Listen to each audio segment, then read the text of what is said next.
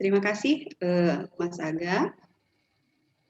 Assalamualaikum warahmatullahi wabarakatuh. Selamat pagi, salam sejahtera untuk kita semua. Yang terhormat Bapak Dr. Alamsyah M. Hum, selaku Wakil Dekan 1 Fakultas Ilmu Budaya Universitas Diponegoro. Yang terhormat Bapak Budi Budiadi M. Hum, selaku Ketua Program Studi Bahasa dan Kebudayaan Jepang Fakultas Ilmu Budaya Universitas Diponegoro. Yang terhormat Ibu Ananda Afin, selaku perwakilan dari J-Book Online Soft. Kemudian yang terhormat Ibu narasumber kita pagi ini, Ibu Susi Ong, PhD, serta yang terhormat Bapak Ibu dosen, adik-adik mahasiswa, para pelajar, dan seluruh peserta kuliah umum yang berbahagia. Alhamdulillah, puji syukur kita panjatkan karena pada hari ini kita bisa berkumpul bersama-sama untuk menimba ilmu dari narasumber pada kuliah umum pagi ini.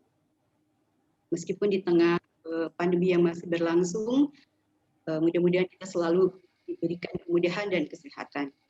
Amin. Acara pada hari ini merupakan suatu kegiatan yang diselenggarakan atas kerjasama dari program studi Bahasa dan Kebudayaan Fakultas Ilmu Budaya Universitas Diponegoro dengan J-Books Online Shop yang mengusung tema From Zero to Hero, Reformasi Pendidikan dan Pembangunan Sektor Usaha sebagai Wujud Nyata Nasionalisme Jepang. Sebelum saya mulai acara inti, berikut akan saya bacakan dulu susunan pada acara hari ini.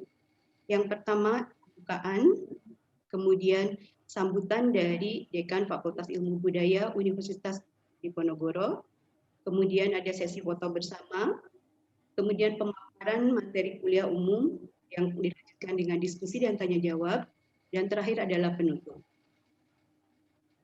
Acara pertama pembukaan, mari kita bersama-sama membaca basmalah. Bismillahirrahmanirrahim. Selanjutnya, sambutan dari Dekan Fakultas Ilmu Budaya Universitas Diponegoro yang pada hari ini akan diwakili oleh Bapak Wakil Dekan 1 Fakultas Ilmu Budaya kepada Bapak Dr. Alamsyah M. Hum, kami persilakan. Baik, terima kasih Ibu Juli, dan maaf bila ada kemetek sedikit karena memang laptop saya kelihatannya masih agak error. Saya mulai saja. Bismillahirrahmanirrahim. Assalamualaikum warahmatullahi wabarakatuh. Waalaikumsalam. Selamat pagi dan salam sejahtera untuk Bapak, Ibu, serta saudara-saudara semua. Yang saya hormati Kepala Ketua Program Studi Bahasa dan Kebudayaan Jepang, Bapak Budi Mulyadi M. Hum, beserta teman-teman dosen FIB dan seluruh panitia dari Program Studi Bahasa dan Kebudayaan Jepang. Kemudian yang saya hormati juga narasumber Ibu Susi Ong, PhD dari Universitas Indonesia. Kemudian ada mitra dari program studi BKJ, Ibu Ananda Afin dari J-Book Online Show. Kemudian para peserta tadi sudah disebut, ada dari Unhas, ada dari Andalas, ada dari UI, ada dari UPI, Unpad, kemudian ada Maranatha, dan tentu saja ada dari Undip, baik para dosen maupun para mahasiswa serta para siswa. Kemudian seluruh peserta yang kelihatannya saya lihat partisipan ini sudah mencapai 253. Pertama, terima kasih atas kehadiran para peserta, utamanya adalah para pembicara, kemudian para mitra. Selamat datang kepada Ibu Susi Ong, ya, selaku narasumber dan semua yang hadir di sini. kami dari Fakultas Ilmu Budaya kebetulan pagi hari ini Ibu Dekan tidak bisa hadir secara langsung, kemudian menugaskan Wakil Dekan 1 untuk membuka acara yang saya kira sangat penting ya dalam rangka menguatkan kerjasama berbagai pihak yang dilakukan oleh program studi, apalagi tema yang diusung adalah reformasi pendidikan dan pembangunan sektor usaha sebagai wujud nyata nasionalisme Jepang, ya, proses dari from zero to hero. Dan beliau izin tidak bisa hadir dan menitipkan salam. Semoga acaranya ini berjalan dengan baik dan lancar. Kemudian tentu saja kita di tengah-tengah pandemi ini, syukur alhamdulillah diberikan kesehatan yang jauh lebih baik dalam acara virtual meeting, sehingga kita semua dari seluruh Indonesia, ya, kalau tidak ada virtual meeting dengan menggunakan Zoom atau virtual yang lain, potensi untuk mendatangkan peserta yang banyak atau audiens yang banyak ini saya kira sulit direalisasikan. Justru menurut saya kalau pada masa lalu itu laut, transportasi laut adalah menyatukan Indonesia, maka melalui online inilah penguatan kebangsaan itu hadir di tengah-tengah kita karena berbagai wilayah berkontribusi untuk menghadiri virtual ini yang diselenggarakan oleh program studi bahasa dan kebudayaan Jepang. Bapak Ibu serta para peserta yang saya hormati, menurut saya ya kerjasama yang dibangun di BKJ ini dengan Cibuk online, kemudian mengundang berbagai mitra dari berbagai universitas dan berelasi dengan para guru, saya kira cukup penting dan strategis, ya. Dan secara substansi kalau kita lihat, ya, ini adalah upaya memberikan inspirasi tidak hanya bagi para mahasiswa, tetapi juga para dosen dan semua pihak yang hadir di sini. Kadang-kadang kita ini ya pada titik tertentu merasa sebagai zero, pada posisi bawah, pada posisi yang mungkin down dan lain sebagainya, dan pengalaman dari zero to hero ini saya kira penting. Kalau kita lihat dalam konteks kebangsaan, ya kebangsaan Indonesia sebagai sebuah komparasi dengan Jepang, kita tahu sebenarnya bahwa kontribusi pendidikan pada masa politik etis pada masa tahun 1900, ya, masa pergerakan dengan hadirnya berbagai pendidikan baik yang dibuka oleh pribumi maupun oleh pemerintah kolonial ternyata juga memberikan kontribusi kebangsaan Indonesia. Dan inilah yang orang-orang terdidik, orang-orang intelektual dalam konteks keindonesiaan itu yang dorong dan berusaha mewujudkan sekaligus merealisasikan kemerdekaan Indonesia. Dan alhamdulillah saya kira kita tahu bersama berkat kontribusi para cendekiawan, para intelektual, pergerakan nasional pada awal abad ke-20, kemerdekaan Indonesia dapat terrealisasi. Begitu pula kalau kita lihat pada tahun 1998, ketika berbagai sektor ekonomi yang makro yang kemudian biasanya mendominasi ekonomi Indonesia mengalami krisis, ya, kemudian muncullah ketahanan yang begitu kuat oleh para UMKM, organisasi ekonomi mikro itu bergerak cukup dinamis yang mampu mempertahankan kelangsungan. Satu kontribusinya adalah melangsungkan keberlangsungan ekonomi Indonesia, di mana daya tahan ya para UMKM, para usahawan ini di Indonesia itu begitu kuat pada masa krisis, sehingga saya kira pola-pola atau pengalaman-pengalaman historis yang ada di Indonesia ini, saya kira nanti akan dipertajam dan diperkuat melalui pencerahan yang diberikan oleh Ibu Susi Ong yang akan memotret ya pendidikan, dua hal itu tadi, pendidikan dan kewirausahaan atau sektor usaha sebagai wujud nyata nasionalisme Jepang, dan tentu saja nanti kita akan bisa mengimplementasikan di era sekarang, era awal abad ke-21, era revolusi industri mungkin 5.0 ini, dua hal tadi, pendidikan dan sektor usaha itu akan memberikan, dikuatkan oleh Indonesia lewat pengalaman nanti yang akan diberikan oleh Ibu Susi Ong di Jepang, bisa diimplementasikan di Indonesia, terutama oleh para individu-individu yang hadir di tempat ini. Yang terakhir tentu ya, kegiatan ini menurut fakultas adalah sangat konstruktif karena tidak hanya berkaitan dengan upaya penguatan atau pencerahan intelektual para peserta yang hadir di sini, tetapi nanti semoga secara implementatif bisa juga diterapkan atau dilakukan oleh para peserta dalam membangun minimal adalah penguatan kesadaran pendidikan dan penguatan kaitannya dengan sektor usaha.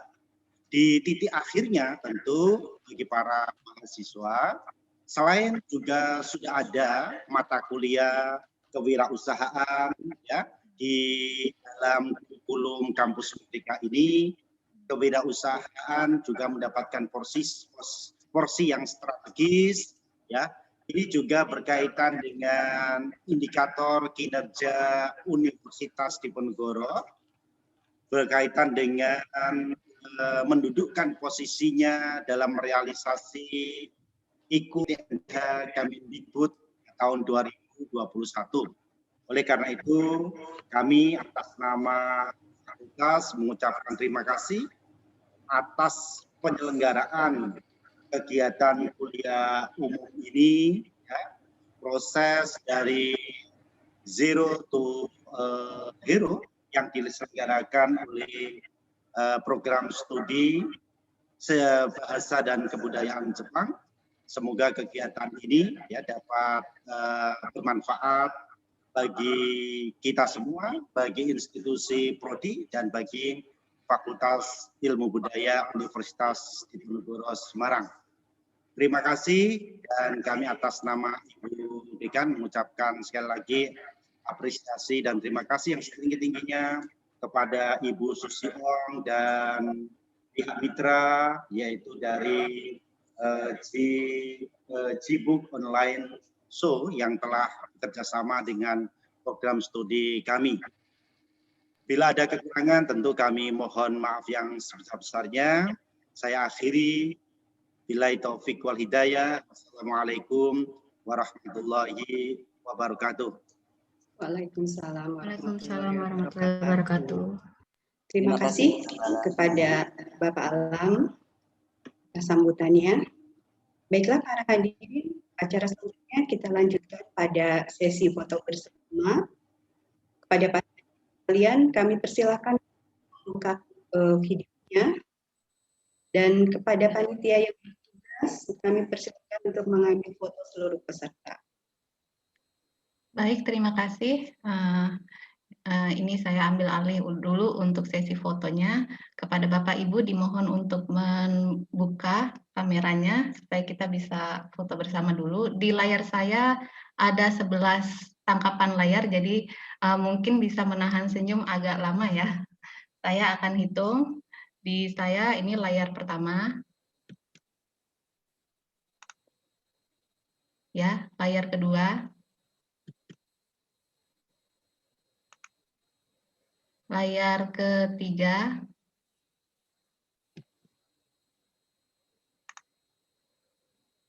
layar keempat, layar kelima, layar keenam,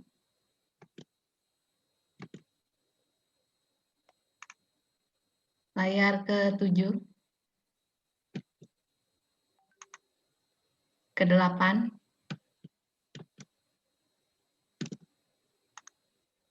9, 10, terakhir layar 11. Baik, terima kasih Bapak Ibu. Untuk sesi fotonya sudah selesai. Saya kembalikan kepada Ibu Yuli selaku MC. Terima kasih Bu Arsi untuk sesi foto bersamanya. Baiklah, kita telah sampai selanjutnya di acara inti kita hari ini, yaitu pemaparan materi kuliah umum oleh Ibu Susi Ong, PhD, yang akan dilanjutkan dengan diskusi dan tanya jawab. Acara ini akan dipandu secara langsung oleh Ibu Dewi Saraswati Sakaria, MSI, selaku moderator. Kepada Ibu Dewi Saras, kami persilakan. Bu Yuli, apa suara saya sudah terdengar dengan jelas? Sudah cukup jelas. Ya, baik. Terima kasih Silakan. kepada Ibu Yuli. Assalamualaikum warahmatullahi wabarakatuh. Selamat pagi dan salam sejahtera bagi kita semua. Namo Buddhaya. Perkenalkan, nama saya Dewi Saraswati Sakaria yang hari ini bertindak selaku moderator yang akan memandu kuliah umum bersama narasumber nanti. Adapun mata kuliah umum ini terdiri dari dua bagian. Yang pertama adalah pemaparan materi dari narasumber yang kemudian akan dilanjutkan dengan sesi tanya jawab sekitar 40 menit. Para peserta sekalian yang kami hormati dan kami banggakan, sebelum sesi pemaparan dimulai, izinkan saya memaparkan profil singkat dari narasumber kita pada hari ini, yakni Ibu Susi Ong, PhD. Beliau telah menyelesaikan program S3 beliau di Universitas Hitotsubashi, Tokyo, Jepang, dan saat ini sebagai dosen di program studi kajian wilayah Jepang, Universitas Indonesia. Para peserta sekalian juga mungkin ya banyak di antara kita yang sudah membaca karya-karya beliau atau mungkin sempat melihat dua buku yang kami tampilkan di pamflet saat menyebar pendaftaran kuliah umum. Nah, di dua buku tersebut beliau telah memberikan kontribusinya berdasarkan kerja-kerja akademis beliau di studi masyarakat Jepang. Yang pertama adalah Seikatsu Kaizen yang diterbitkan oleh Elsevier Computindo di tahun 2017. Buku tersebut menyorot reformasi pola hidup masyarakat Jepang.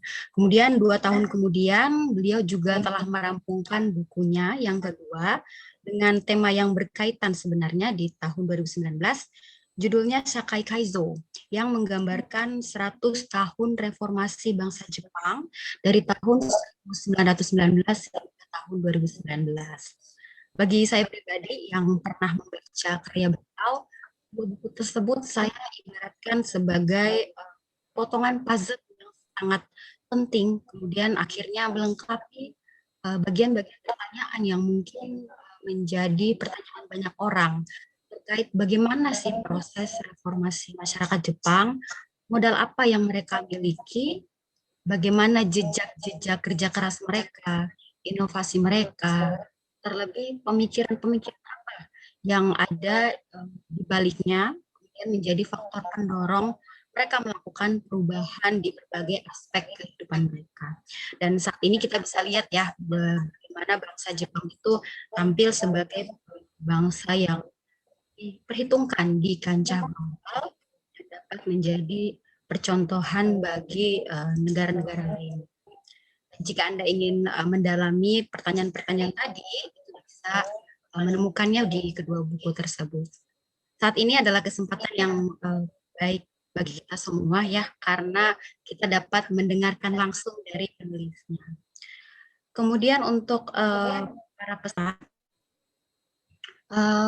Terlebih dahulu saya memberitahukan lagi bahwa sesuai dengan tatib, pertanyaan dapat diajukan hanya di fitur chat saja yang akan dibuka 10 menit setelah pemaparan berlangsung.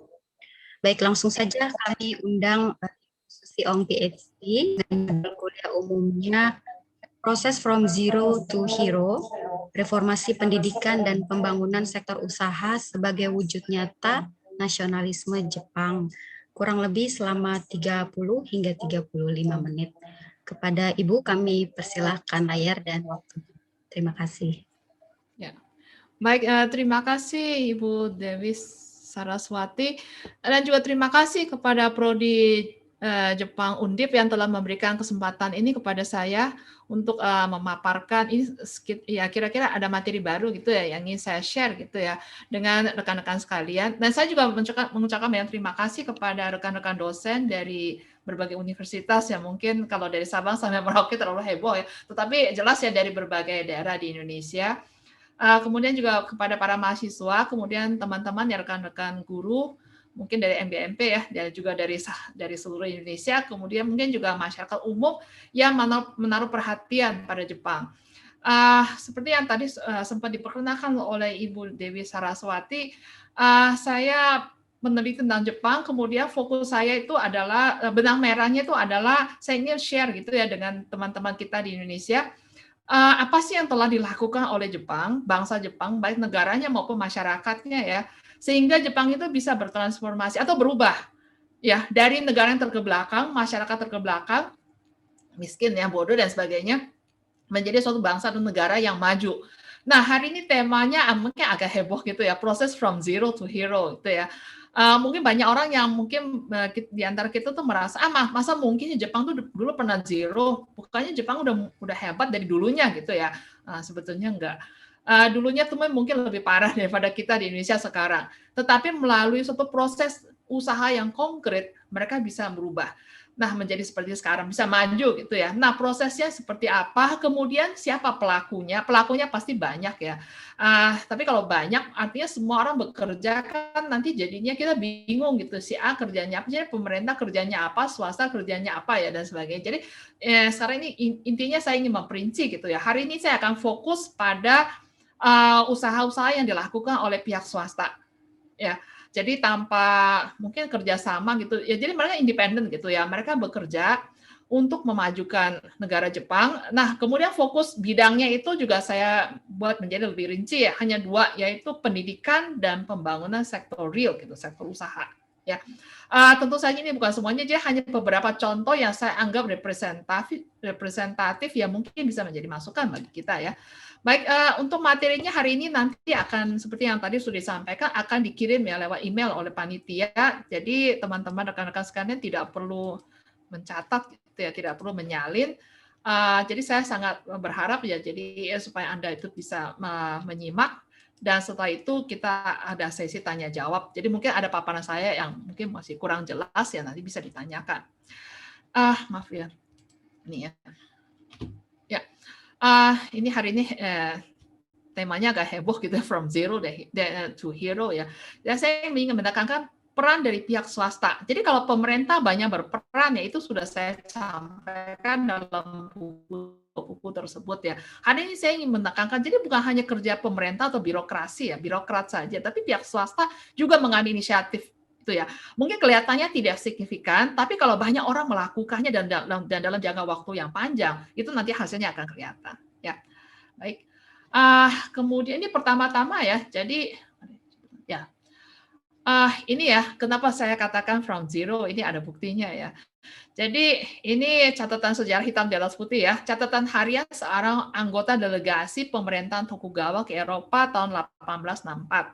Kita kira Anda semua tahu ya 1868 itu terjadi restorasi Meiji, pergantian rejim ya. Jadi katanya Tokugawa itu rejimnya itu terkebelakang, tertutup. Setelah restorasi Meiji, Jepang membuka diri terhadap dunia luar sehingga Jepang menjadi maju gitu ya.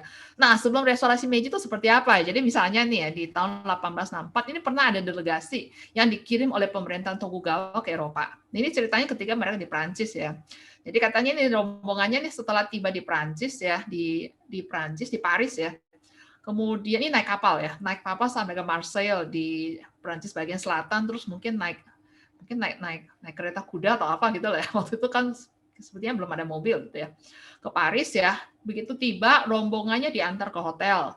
Setelah menyelesaikan administrasi, kami check in gitu ya. Terus katanya kami diarahkan ke dalam satu kamar yang kecil sekali ya.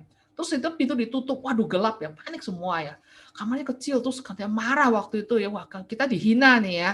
Mentang-mentang nih Jepang negaranya miskin, terus kita tuh dimasukkan ke kamar yang kecil gitu, tutup ya. Menghina banget ya. Tapi sesaat kemudian yang panik, tambah panik lagi. Ternyata kamar itu ya bergerak naik. Rupanya itu lift. Jadi ada catatan seperti itu. Jadi betapa kagetnya orang Jepang pada waktu itu ketika mereka pergi ke Eropa karena senjatanya terlalu besar ya. Jadi mana ya catatan ya. Nah, persepsi umum kita di Indonesia adalah tuh Jepang tuh negara maju dan modern terkemuka di dunia dalam hal teknologi dan ekonomi. Teknologinya canggih, ekonominya makmur gitu ya. Rakyatnya disiplin, kompeten, kerjanya bagus, ya, tinggi itu ya. Kemudian ini artinya mereka sukses dalam proses modernisasi. Nah, di dalam proses ini ya pemerintah sangat berperan melalui kebijakan. Ini saya juga pernah bahas, saya kira di buku-buku yang lain juga ya sempat dibahas ya. Ini sepertinya persepsi umum ya. Jadi pemerintah Jepang setelah restorasi Meiji sangat berperan mensukseskan. Jadi artinya nggak bisa dibiarkan begitu saja ya. Nah, yang ingin saya angkat di hari ini ya, saya ingin mengajak Anda untuk melihat ya, apakah hanya birokrat saja? Apakah hanya pemerintah saja melalui kebijakan mengarahkan rakyatnya kamu harus begini, begini, begini, begitu, sehingga kemudian rakyatnya nurut, akhirnya Jepang menjadi maju? Sebetulnya enggak ya.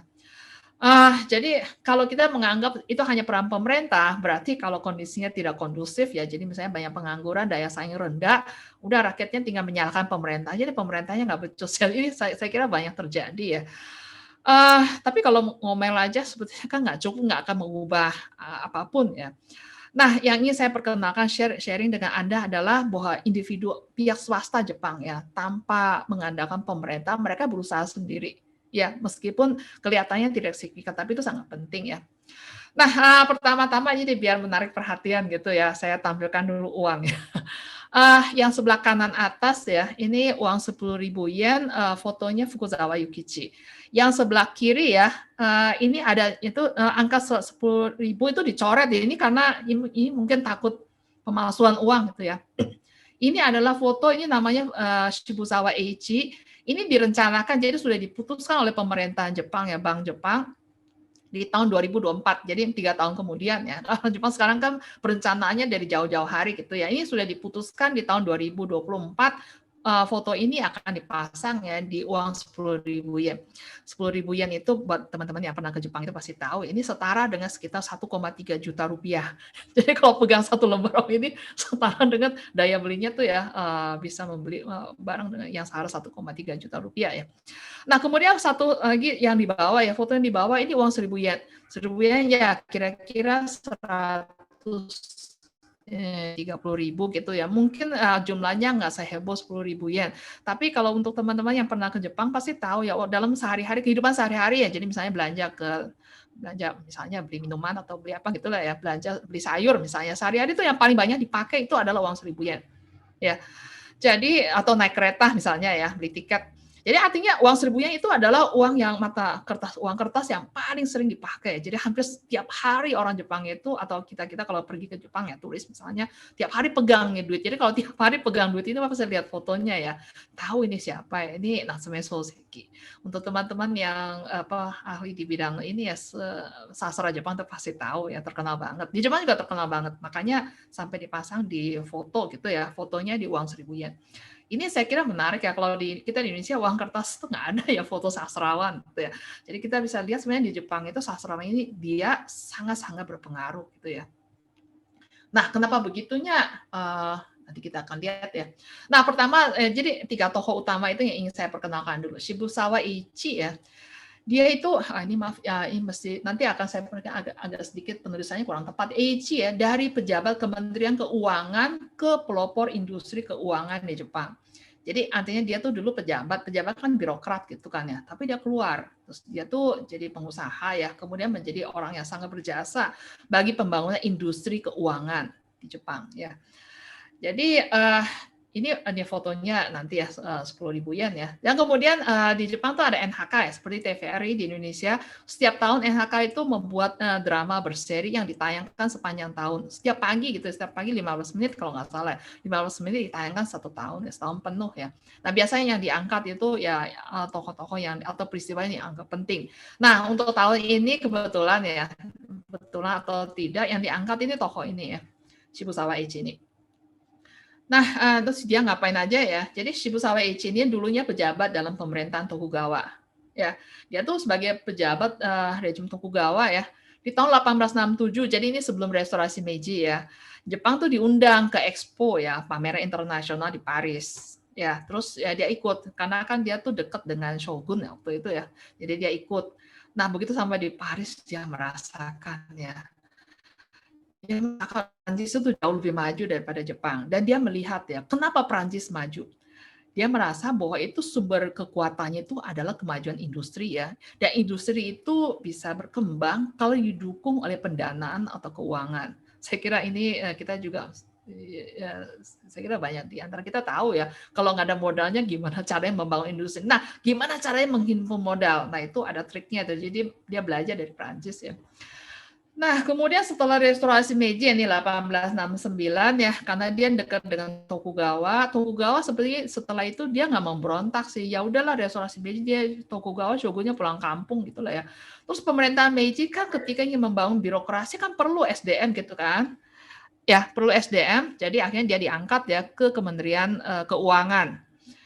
Terus belakang dia lihat sepertinya kalau dia tetap berkarir gitu di Kementerian Keuangan sepertinya kurang prospeknya kurang bagus atau banyak sekali hal yang tidak bisa dilakukan. Jadi akhirnya dia mengundurkan diri dari Kementerian Keuangan ya. Terus dia belajar kan triknya gimana di Prancis itu mengeluarkan saham. Jadi perusahaan mencetak saham, menjual saham, dari penjualan saham itu didapat dana bisa dihimpun gitu ya untuk mendanai usaha gitu ya. Jadi dia mendirikan bank modern, bank dulu pertama yang dia dirikan. Dari bank itu mereka menghimpun dana tabungan gitu dari masyarakat dan dana itu disalurkan ke pembangunan industri. Jadi sebenarnya dari situ startnya gitu industri Jepang itu mulai gitu ya. Nah, jadi selama hidupnya itu dia memfasilitasi pendanaan untuk mendirikan perusahaan ya di bidang industri dan perdagangan dan jumlahnya lebih dari 500 perusahaan. Jadi banyak perusahaan-perusahaan itu kemudian mungkin ada yang ganti nama, ada yang merger dan sebagainya. Sampai sekarang itu masih sangat dominan ya dalam industri atau keuangan atau ekonomi Jepang ya. Kemudian ini kontribusinya jadi bukan hanya masalah ekonomi ya, dia kan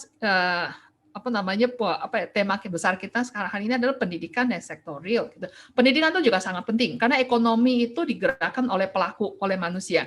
Dan ekonomi itu bisa maju atau tidak itu tergantung kualitas SDM. Jadi itu kualitas SDM itu berkorelasi langsung dengan pendidikan gitu ya. Pendidikan itu yang menentukan ya kualitas SDM ya. Nah, ini ya ada kontribusinya yang jarang sekali disinggung ya. Tahun 1909 ya. Ini masih di akhir zaman Meiji. Shibusawa Eiichi itu melihat pengusaha Jepang itu pengetahuannya kurang, wawasannya kurang ya. Jadi ya gitu-gitu aja sih ya, kurang sulit maju. Dan dia mengetahui kalau di luar negeri, terutama di Amerika itu para pengusaha itu sangat proaktif gitu mengembangkan bisnis baru. Jadi dia mengambil inisiatif, dia mengajak para pengusaha di Jepang ya. Pengusaha ya kira-kira pengusaha besar gitu lah ya. Di kota seperti Tokyo, Kyoto, Osaka, Kobe, Yokohama ya. Dia diajak kemudian membentuk delegasi pengusaha Jepang untuk berkunjung ke Amerika. Ya, mungkin yang kita tahu seringkali yang banyak diketahui itu adalah misi Iwakura. Tapi misi Iwakura itu kan inisiatif pemerintah ya. Ini inisiatif swasta. Awalnya sebetulnya idenya dari Shibusawa Eiichi ini. Dia kumpulkan para pengusaha yang mungkin sekitar ada 51 orang ya kalau nggak salah ya. Datanya ada ya. Itu mereka berkunjung ke Amerika. Nah, di Amerika terus mereka berinteraksi, kemudian observasi gitu ya. Nah, dari situ para pengusaha lokal gitu di Jepang tuh banyak menambah wawasan ya. Dan kemudian banyak di antara anggotanya itu setelah kembali ke Jepang itu mereka proaktif mengembangkan usaha gitu, terutama sektor ini retail gitu ya, seperti supermarket, department store. Ya, jadi kalau sekarang nih misalnya teman-teman ada yang pernah ke Jepang gitu ngelihat store di Jepang, dekorasinya bagus, terus pelayanannya tuh prima gitu ya. Itu sebenarnya banyak sekali berawalnya dari sini. ya, belajar dari Amerika. Nah, yang untuk bisa ke Amerika itu ini kan perlu inisiatif kuat ya. Itu inisiatifnya itu dari Shibusawa Eiichi ini ya. Kemudian di tahun 1912 ini waktu itu kan Jepang mulai industrialisasi, kemudian banyak konflik ya. Saya kira sekarang kita di Indonesia juga gitu, banyak demo gitu ya. Nah, kalau demo kan berarti produksi stop, nanti akan mengganggu kan roda ekonomi ya. Tapi itu sesuatu yang tidak terhindarkan ya. Itu terjadi manapun. Di Jepang juga begitu ya. Nah, di sini Shibusawa Eiichi ini dia berusaha ya menggandeng tokoh agama. Tokoh agama di Jepang maksudnya Kristen, Buddha, dan Shinto ya. Kemudian mendirikan suatu asosiasi bahasa Inggrisnya Concordia. Maaf ya. Maaf ini kenapa nih? Bentar. Bentar ya, skip. Bentar ya. Videonya kenapa hilang ya? Oke. Asosiasi Concordia ya. Jadi berusaha, maaf ya, menggandeng itu nih, bukan ini ya. Bukan ya. Oh ya, jadi menggandeng tokoh agama yang untuk memberikan semacam sosialisasi gitu ya. Jadi orang itu kita harus selalu tepuk seliro atau tenggang rasa, harus memikirkan posisi orang lain. Jadi ini himbauannya bukan hanya kepada pengusaha tapi juga pada buruh. Jadi pihak buruh maupun pengusaha supaya saling tepuk seliro gitulah ya, supaya jangan terlalu banyak seringkali terjadi konflik, termasuk juga kepada para pengusaha ya. Itu kalau harus lebih memperlakukan para buruh dengan lebih manusiawi, memberikan upah, insentif dan sebagainya lebih manusiawi, supaya para buruh itu yang bekerja itu bisa bekerja dengan tenang. Nah, kepada para buruh juga dihimbau gitu ya, kemudian difasilitasi supaya tetap belajar gitu ya, supaya meningkatkan kapasitas, kompetensi, supaya bisa bekerja dengan lebih baik dan dengan demikian bisa mendapatkan upah yang lebih tinggi ya.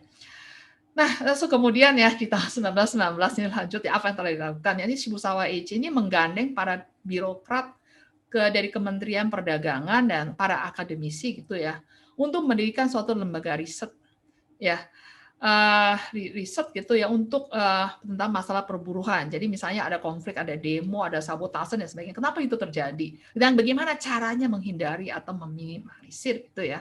Gimana caranya mencari win-win solution gitu ya terhadap sengketa buruh? Ya, itu ya. Jadi apa yang pernah dilakukan gitu ya, dan lumayan berhasil ya. Nah, ini sedikit contoh ya. Jadi ini adalah foto di zaman itu ya. Di Expo di Paris 1867. Yang di tengah-tengah itu ada anak kecil gitu ya. Anak kecil namanya Tokugawa Akitake, ini adik dari shogun ya. Karena posisinya paling tinggi kan, meskipun umurnya masih kecil ya. Dia jadi pemimpin rombongan.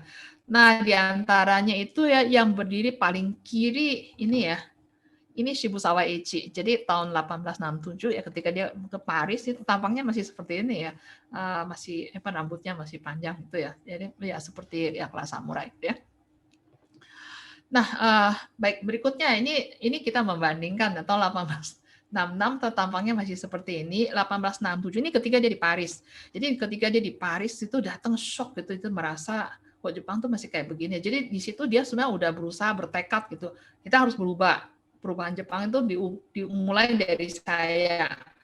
Jadi dia memulainya tuh dari penampilan dulu ya. Ini ya adalah foto bersama ketika dia memimpin rombongan pengusaha Jepang ya ke Amerika di tahun 1909 ya. Ini fotonya nggak begitu kelihatan. Ini sepertinya ini ya. Ini Shibusawa Eiichi. Jadi ketika rombongannya ada perempuan juga ya, mereka berkunjung ke pabrik Edison ya, Thomas Alva Edison, waktu itu namanya pabrik bola lampu gitu ya. Sekarang mungkin jadi General Electric yang udah macam-macam ya usahanya. Jadi sampai segitunya tahun 1909 itu untuk bepergian gitu, rombongan ke Amerika naik kapal ya. Itu nggak segampang seperti sekarang. Jadi itu memang perlu tekad yang luar biasa gitu ya. Ingin memajukan Jepang. Untuk memajukannya itu para pengusahanya itu harus dibuka wawasannya. Mereka diberi kesempatan untuk melihat dunia luar. Ya, ini setahun kemudian itu catatannya sangat lengkap ya. Setahun kemudian itu terbit buku, jadi catatan perjalanan. Jadi ngapain aja hari pertama, hari kedua, hari ketiga ngapain aja ya. Saya sempat baca karena udah di-upload ke perusahaan, website perusahaan di Jepang. Kita bisa download gitu ya. Saya baca. Jadi dalam perjalanannya itu mereka naik kapal, mereka ngapain tau nggak? Itu kan perjalanannya mungkin seminggu, beberapa minggu ya. Tahu nggak ngapain mereka di kapal? Belajar. Belajar apa tuh nggak? Table manner. Jadi orang Jepang kan makannya pakai sumpit kan ya. Tapi kalau ke Amerika tuh kan harus pakai sendok garpu. Dan nggak boleh salah pegang gitu ya. Sendoknya pegang pakai tangan apa kiri atau kanan gitu ya. Garpunya pakai tangan beda-beda, itu kalau salah bisa ditertawakan, katanya wah itu kampungan. Jadi mereka dalam kapal itu ya selama berminggu itu belajar table manner, ya belajarnya tuh sampai berantem, ada yang bilang ngapain juga lah ribet begitu ya. Ya tapi ya dia tuh ya menghimbau terus ya, kita kalau mau berdagang, berbisnis, berinteraksi dengan orang barat, kita harus belajar manner mereka. Ya, bahasa Jepangnya mana gitu ya. Makanya sekarang kalau banyak orang ada manner, katanya begitu ya. Nah, itu proses. Ya. Nah, kemudian yang berikutnya ya, saya kan mengajak Anda tuh melihat Fukuzawa Yukichi. Kalau Fukuzawa Yukichi banyak yang udah tahu ya, dia 10.000 yen kan. Dia itu adalah orang yang menolak ya jabatan di pemerintah. Sebenarnya dia ditawari untuk jadi pejabat tinggi dalam pemerintah ya, karena dia sebenarnya juga mantan pejabat dalam pemerintahan Tokugawa. Ini untuk orang Jepang zaman itu pengalamannya luar biasa ya. Tapi setelah restorasi Meiji, jadi karena dia pernah ke Eropa, dia tahu bahwa untuk kemajuan suatu negara yang penting adalah pendidikan. Bukan jadi pejabat gitu, bukan jadi birokrat ya, tapi pendidikan sangat penting. Makanya dia ingin fokus ya untuk menjalani tersaja buat apa gitu kan ya. Tapi untuk mendidik calon pengusaha. Jadi anak didiknya dia harapkan tuh nanti bisa punya pengetahuan wawasan yang luas, kemudian punya inisiatif gitu ya untuk membangun usaha. Ya. Jadi dia tuh melalui pendidikannya itu melalui lembaga pendidikan, kemudian media massa. Ya, contohnya ya, jadi kita lihat akan selalu detail. Fukuzawa Yukichi ini sebetulnya asal muasal profesinya mungkin teman-teman tahu ya, ketika zaman Edo itu kan Tokugawa hanya berdagang dengan perusahaan Belanda gitu kan ya, wakil dari Belanda.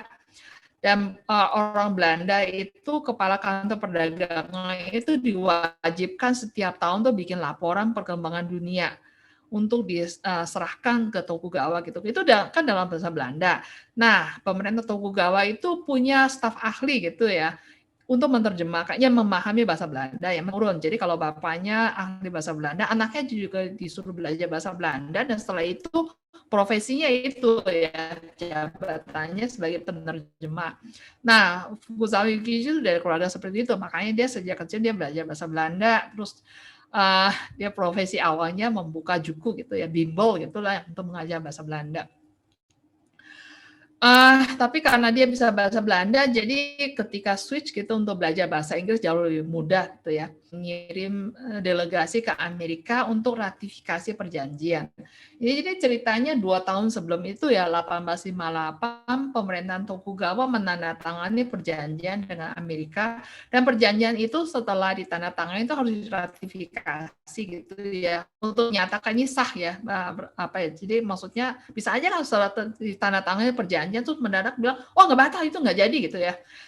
Jadi perlu namanya ratifikasi. Nah, Fukuzawa klaim saya bisa bahasa Inggris. Yang bisa bahasa Inggris kan bisa jadi penerjemah gitu kan. Ya, padahal dia baru belajar 1 tahun ya. Memang orangnya pinter. Dan satu lagi terutama karena dia menguasai bahasa Belanda. Bahasa Belanda itu huruf Latin kan ya. Jadi lebih mudah. Jadi dia pergi nih ke Amerika. Ini di zaman itu luar biasa ya. Terus kemudian 2 tahun kemudian ya, tahun 1862 itu pemerintah Tokugawa tuh kirim delegasi ke Eropa ya. Karena gini, jadi Prancis, Belanda, Inggris gitu ya, dan Rusia. Dalam perjanjian itu dikatakan Jepang akan membuka pelabuhan ya, Kobe kalau nggak salah, Kobe, Yokohama gitu ya, untuk pedagang asing. Tapi setelah perjanjian itu banyak yang protes, di dalam negerinya ada sampai bunuh-bunuhan gitu, saling membunuh, wah yang pokoknya nggak setuju. Terus pemerintah tuh gue pikir, waduh kalau kayak gini bisa kacau, bisa rusuh gitu ya, pemerintah di Eropa gitu, boleh nggak ditunda aja dulu ya, atau dibatalkan, kalau bisa dibatalkan, kalau nggak bisa tolong tunda dulu, soalnya di dalam negeri bisa rusuh gitu ya. Nah, dalam delegasi ini Fukuzawa ikut, ya, dan ikutnya ini Eropa itu seperti apa. Nah, setelah kembali, dia kan di Eropa itu dia melihat observasi, kemudian dia mencatat ya apa yang dia lihat, apa yang dia dengar ya.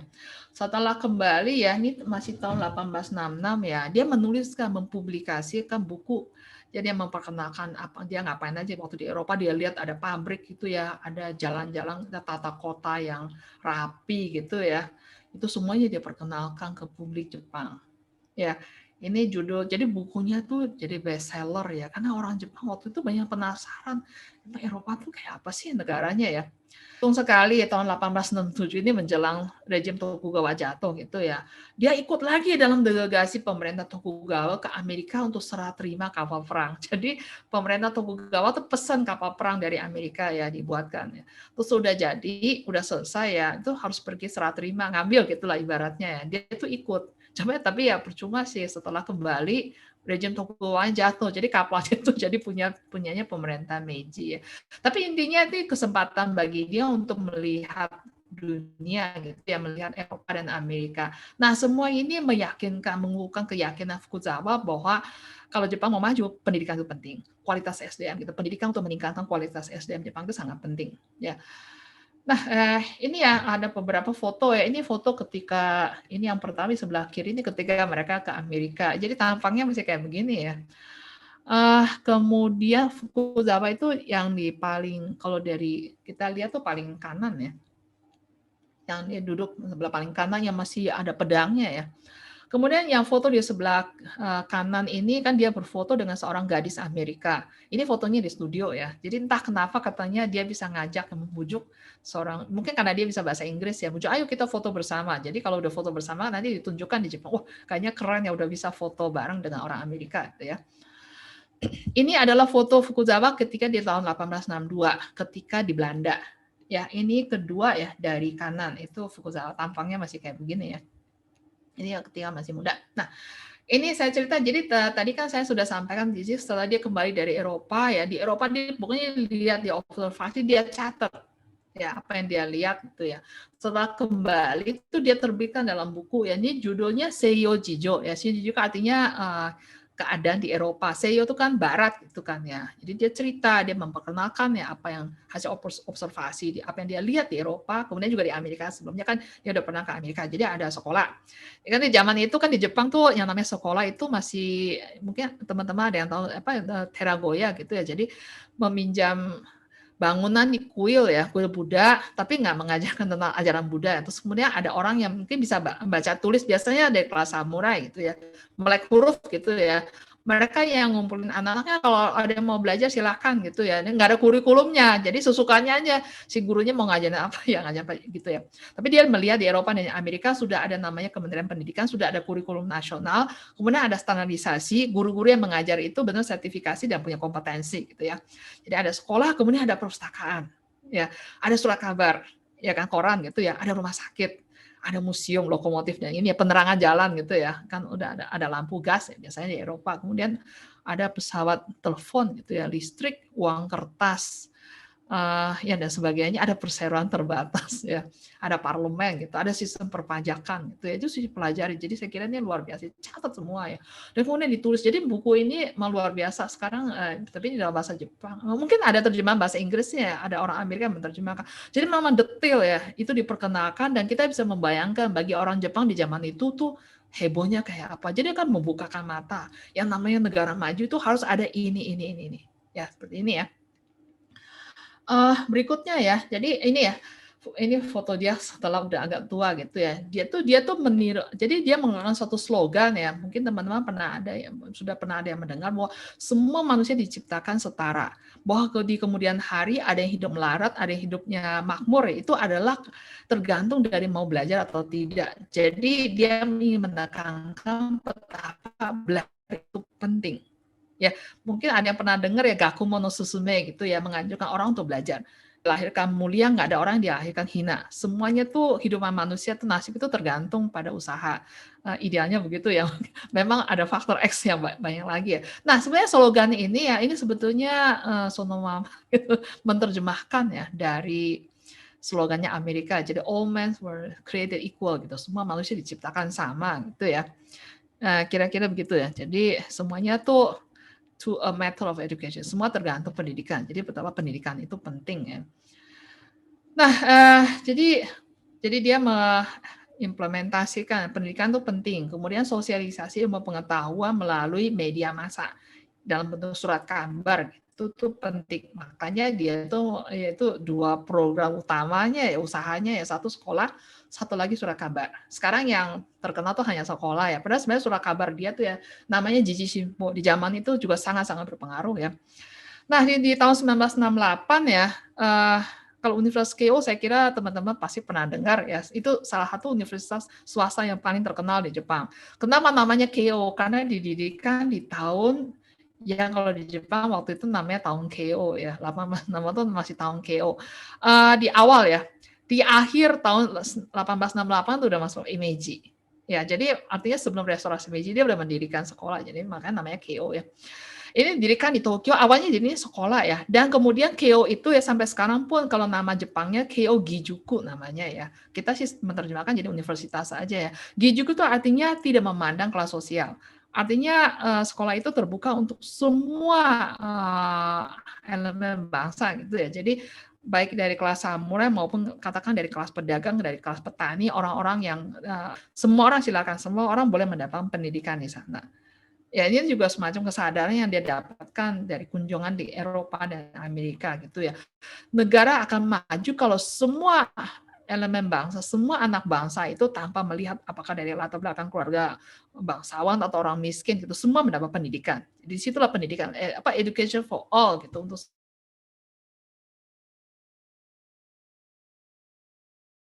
semua gitu ya, bekerja di sektor industri perdagangan gitu ya.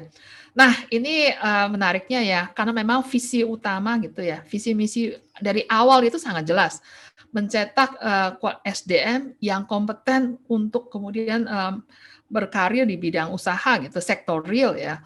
Makanya anak didikan hasil didik alumni itu banyak yang masuk ke dunia usaha ya dan sukses. Nah mereka di Jepang tuh bisa sampai dibuatkan apa ya semacam namanya geng KO ya. Jadi kalau di dunia usaha perusahaan-perusahaan besar gitu para pemimpinnya apakah CEO-nya, manajernya, direkturnya banyak sekali yang lulusan KO. Jadi mereka tuh yang membentuk semacam kayak geng gitu ya, membentuk geng namanya geng KO gitu ya. Jadi sampai sekarang pun itu salah satu universitas yang paling terkenal di Jepang.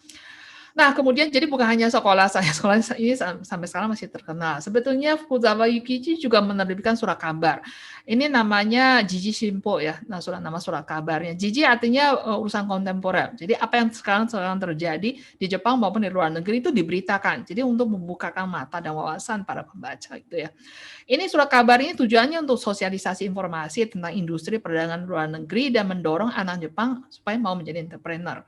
Nah ini Fukuzawa katanya sih dia sering menyindir anak-anak muda dari kelas samurai itu kok maunya cuma jadi masuk kuliah kemudian jadi pejabat kemudian pokoknya anteng gitu ya. Begitu.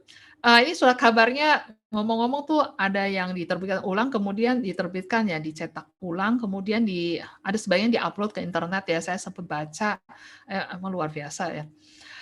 Kemudian Fukuzawa juga mengkampanyekan pentingnya sektor real ya, dan ini agak bikin kita sakit kuping gitu ya, mengkritik akademisi gitu ya, yang hanya fokus pada kemudian ideolog gitu, yang hanya fokus pada hal-hal yang abstrak gitu ya.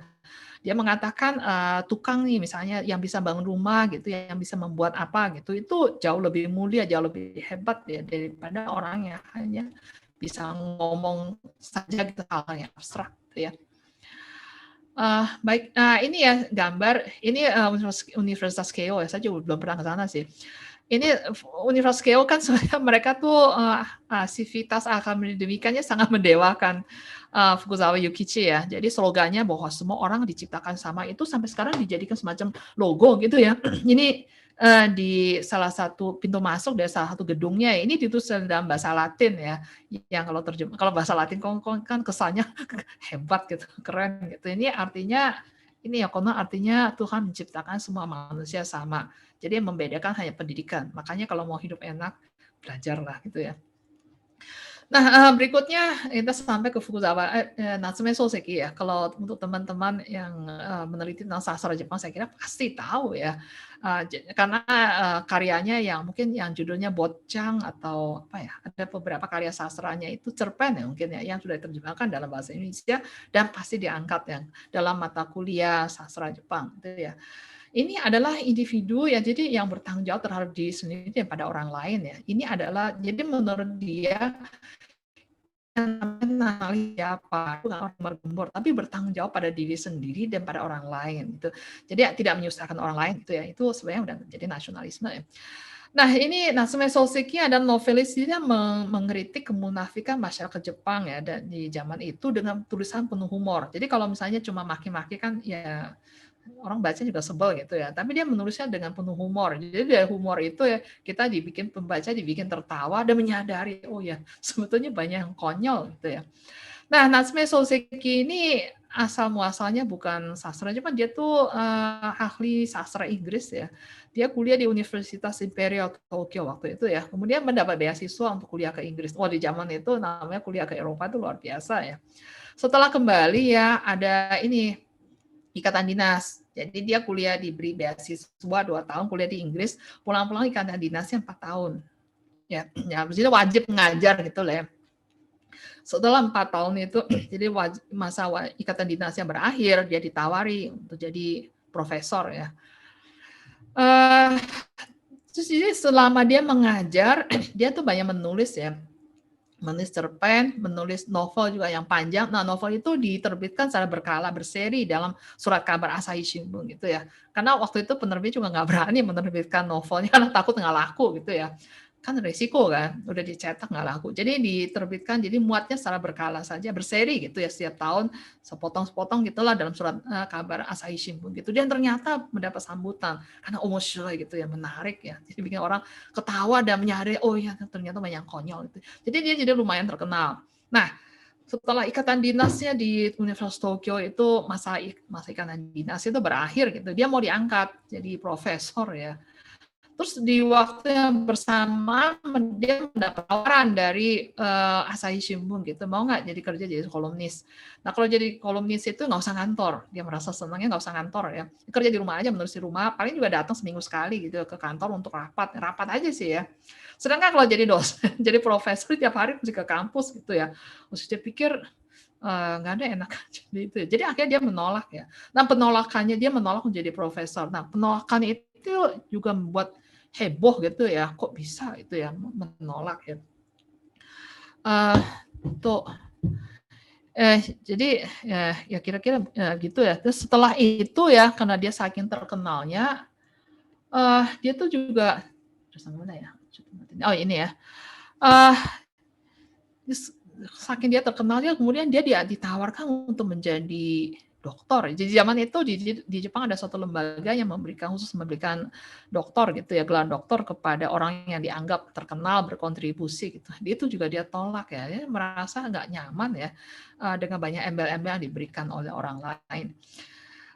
Jadi dia menganggap hasil karya dia tuh yang bisa menilai bahwa dia tuh hebat atau tidak adalah para pembaca. Jadi kalau novelnya itu, kalau para pembaca menganggap itu bermanfaat, baru itulah sebenarnya penghargaan yang terbesar itu bagi dia ya.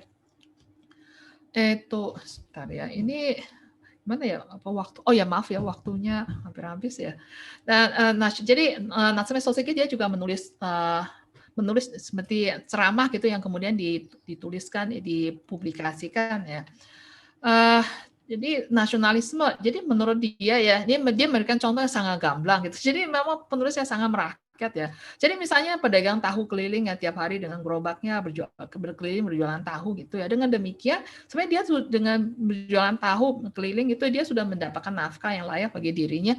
Artinya kan nggak usah nyusahin orang lain. Kemudian dengan dia berjualan tahu, banyak orang akan terbantu gitu kan. Jadi nggak usah jauh-jauh pergi ke pasar untuk belanja gitu ya. Orang lain juga diuntungkan ya. Jadi dengan demikian kan sebetulnya itu sebenarnya juga sudah bentuk nasionalisme. Jadi nggak usah gembar-gembar dengan sesuatu yang sangat abstrak yang baik. Bu Sarah, mungkin ini waktu saya hampir habis ya. Masih cukup, Masih Bu cukup ya? tinggal sekitar 7 menit lagi. Berapa menit? Silahkan dilanjutkan. Iya, 7 menit baik. lagi, Bu. Iya. 7 menit ya, oh baik. Terus kemudian Nazmi Sosik ini pokoknya orangnya unik ya, nyentrik. Justru karena dia nyentrik ya, kemudian hasil karya itu bisa membuat banyak orang tuh melek, jadi sadar, oh ya ternyata ada hal yang konyol dalam sekitar. Jadi sebaiknya jadi orang yang nggak usah terlalu ini heboh gitu, nanti jadi rugi sendiri gitu ya. Karena itu dia tuh jadi sastrawan nasional yang dicintai oleh seluruh rakyat Jepang. Itu juga salah satunya yang membuat foto dia tuh sampai sekarang masih terpampang ya di uang 1.000 yen ya, uang yang dipegang, uang kertas yang dipegang oleh masyarakat Jepang ya, hampir semuanya saya kira ya, setiap hari ya. Nah untuk ini tentang Natsume Soseki ini kami membuat video penjelasan gitu secara visual ya, secara lisan itulah ya, audio gitu ya. Kalau ada yang ingin menonton silahkan ya mengklik, ini ada di YouTube ya. Baik, yang berikutnya mungkin singkat saja. Ini Okumo Shigenobu ini saya kira mungkin di antara Anda jarang yang tahu ya. Namanya juga nggak terlalu terkenal di Jepang. Tapi kalau orang ngomong misalnya menyinggung Universitas Waseda, oh semua tahu. Ya, kalau ditanya Waseda, oh tahu. Terus kalau untuk orang Jepang, Waseda itu mendirikan siapa? Okuma Shigenobu. Padahal dia tuh politisi itu ya, dia sudah berkarir sejak sebelum restorasi Meiji. Setelah restorasi Meiji, dia tuh punya karir di Kementerian Keuangan, menjadi pejabat, kemudian sempat menjadi Perdana Menteri juga meskipun singkat ya. Tapi sebagai politisi, sebagai birokrat dia sama sekali nggak terkenal. Dia hanya diingat oleh masyarakat Jepang sebagai pendiri dari Universitas Waseda. Ya. Nah, ini Okuma Shigenobu ini ya, dia tuh aktif ya di dunia, jadi di pemerintahan Tokugawa, atau setelah Tokugawa tumbang di pemerintahan Meiji, dia tuh juga jadi mendirikan ini ya, jadi dia tuh apa namanya ya, jadi pejabat gitu ya, terus kemudian jadi tokoh, tersingkirkan dari pemerintah, terus dia tuh jadi tokoh oposisi. Nah, dia juga termasuk orang Jepang ya yang menyadari di zaman itu ya bahwa kalau Jepang mau maju, pendidikan itu yang menjadi kunci ya. Nah, dia mendirikan sekolah. Waktu awalnya namanya Tokyo Seimon Gakko ya, yang sekarang ganti nama jadi Waseda. Nah, jadi dia kemudian tujuan dia tuh inisiatif awalnya itu karena pemerintahan Jepang Meiji waktu itu menjanjikan akan mengubah sistem menerapkan sistem parlementer. Jadi masyarakat boleh mendirikan partai politik, terus kemudian diadakan pemilu, ya dari pemilu itu anggota jadi boleh kampanye gitu ya, terus nanti anggota partai politik tuh ikut nyalek gitu ya, menjadi caleg gitu ya. Kalau terpilih mereka akan masuk ke parlemen, kemudian parlemen bersidang, kemudian mengeluarkan rancangan undang-undang gitu ya. Undang-undang kan menentukan nasib bangsa gitu ya. Dan dia menyadari supaya wakil rakyat ibaratnya, wakil rakyat yang terpilih dalam parlemen itu berkualitas, maka pemilihnya harus berkualitas. Ya, jadi ya saya kira kita semua tahu banget ya kalau ketika pemilu, kalau para pemilihnya itu hanya suka pada pertunjukan dangdut, maka yang terpilih itu mungkin wakil rakyat yang terpilih itu mungkin pelawak ya, kira-kira seperti itulah ya. Jadi itu sebenarnya tujuan utamanya kenapa dia menganggap bahwa untuk mendirikan suatu negara yang modern gitu, yang maju ya, pemerintahan sistem demokrasi yang sehat itu perlu pemilih yang berkualitas tinggi. Makanya untuk itu pendidikan itu penting ya. Jadi sama seperti Fukuzawa Yukichi, dia juga menganggap itu penting ya. Dan kemudian dia menganggap pemerintah yang baik itu adalah pemerintah yang nggak boleh melenceng gitu ya. Harus ada pengawas yang mengontrol. Yang mengontrol itu siapa? Itu wartawan. Makanya disitulah jadi Universitas Waseda sebagai universitas swasta gitu ya, sangat menekankan di hal itu, dan hasilnya sampai sekarang tuh terlihat ya, dunia media massa, wartawan gitu ya yang bekerja, jadi baik di media cetak maupun elektronik itu banyak sekali lulusan Waseda. Ini geng yang satu lagi ya. Baik, kemudian ya Ini kemudian satu lagi yang sangat penting ya, Waseda ini ya, ini ada pembelajaran jarak jauh. Ini kan sekarang kita saya kira baru mulai gembar-gemborkan ya.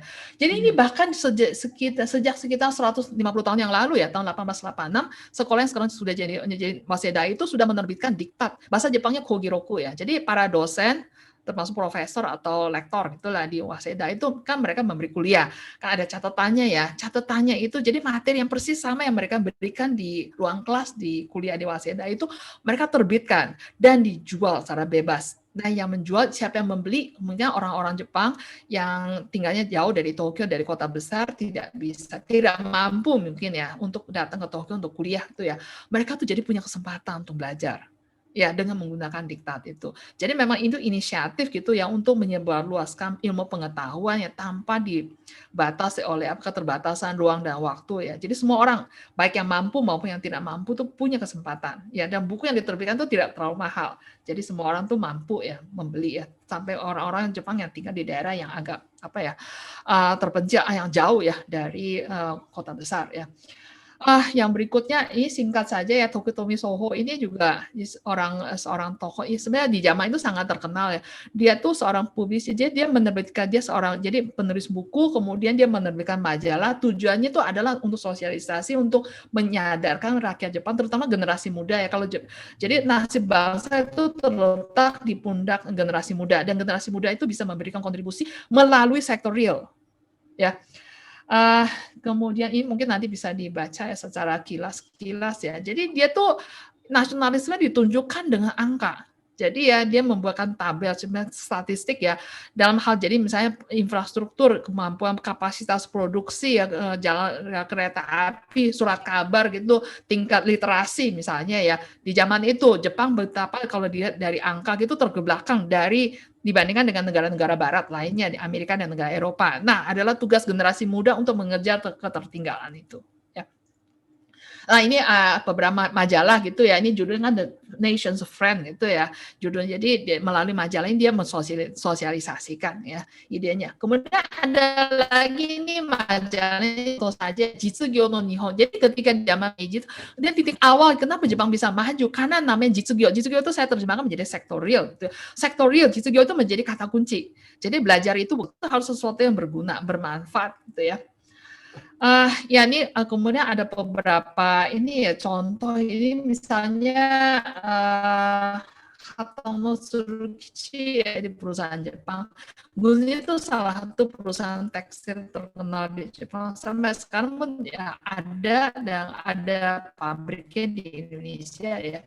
Ini juga pendirinya itu awalnya itu memang selain sebagai bisnis swasta gitu ya juga punya semacam keinginan gitu niat gitu untuk mengembangkan meningkatkan kapasitas produk industri Jepang. Itu terkenal kalau orang bilang Kyoto jelek Patis. Nah dia tuh dengan semangat ingin memperbaiki gitu ya melalui usaha bisnis dia sendiri ya dia berusaha jadi kemudian sekarang Sutra Kyoto sudah terkenal kualitasnya bagus ya. Kemudian yang berikutnya ini beberapa contoh gitu ya, nama Takame Jokichi ini kurang dikenal kita di Indonesia. Padahal mereka tuh sangat usaha mendorong pemerintahan Jepang untuk mendirikan lembaga penelitian yang nanti hasilnya itu bisa di-share gitu ya. Bisa disosialisasikan ke perusahaan-perusahahan lain di Jepang sehingga Jepang itu secara nasional ya lebih banyak lagi perusahaan yang tersebar di berbagai daerah itu bisa punya kapasitas kemampuan teknologi produksi yang lebih hampir habis ya mungkin ya. Jadi begini ya. Jadi kesimpulan saya peran swasta itu sebenarnya juga sangat krusial ya. Selama ini mungkin luput dari perhatian itu ya. Kemajuan Jepang yang kita kagumi sekarang cuma melalui suatu proses yang panjang. Dalam proses ini pihak swasta ya atas inisiatif sendiri juga memberikan kontribusi yang signifikan, terutama biasanya ngomel gitu ya. Kalau kita menyalahkan menyalahkan orang lain emang nggak ada salahnya, tapi juga nggak ada manfaatnya ya. Jadi kalau kita lihat pengalaman di Jepang itu ketika di zaman Meiji ya, hasil kerjanya mereka itu hasilnya kelihatan dan banyak sekali di antara mereka itu ya, jadi misalnya usaha yang dibangun di zaman itu, sekolah, universitas yang dibangun di zaman itu sampai sekarang masih eksis dan juga masih tetap menjadi tulang punggung gitu ya bagi industri dan sosial gitu ya di Jepang. Saya kira itu saja ya paparan dari saya. Mungkin ada yang Ya, baik. Terima kasih kami ucapkan kepada Ibu Susi atas paparannya yang sangat-sangat detail dan mencerahkan bagi kita semua. Dan tadi ini saya tunggu ya sejak 10 menit setelah materi mulai itu belum ada pertanyaan, malah munculnya itu di akhir-akhir. Mungkin ini semua terhanyut karena materi Bu Susi ya, dan di sini sudah ada beberapa pertanyaan yang cukup panjang. Langsung saya bacakan saja ya Bu Susi ya. Ya, silakan. Ya. Ya. Pertanyaan pertama dari Saudara MF Ansori dari Universitas Indonesia.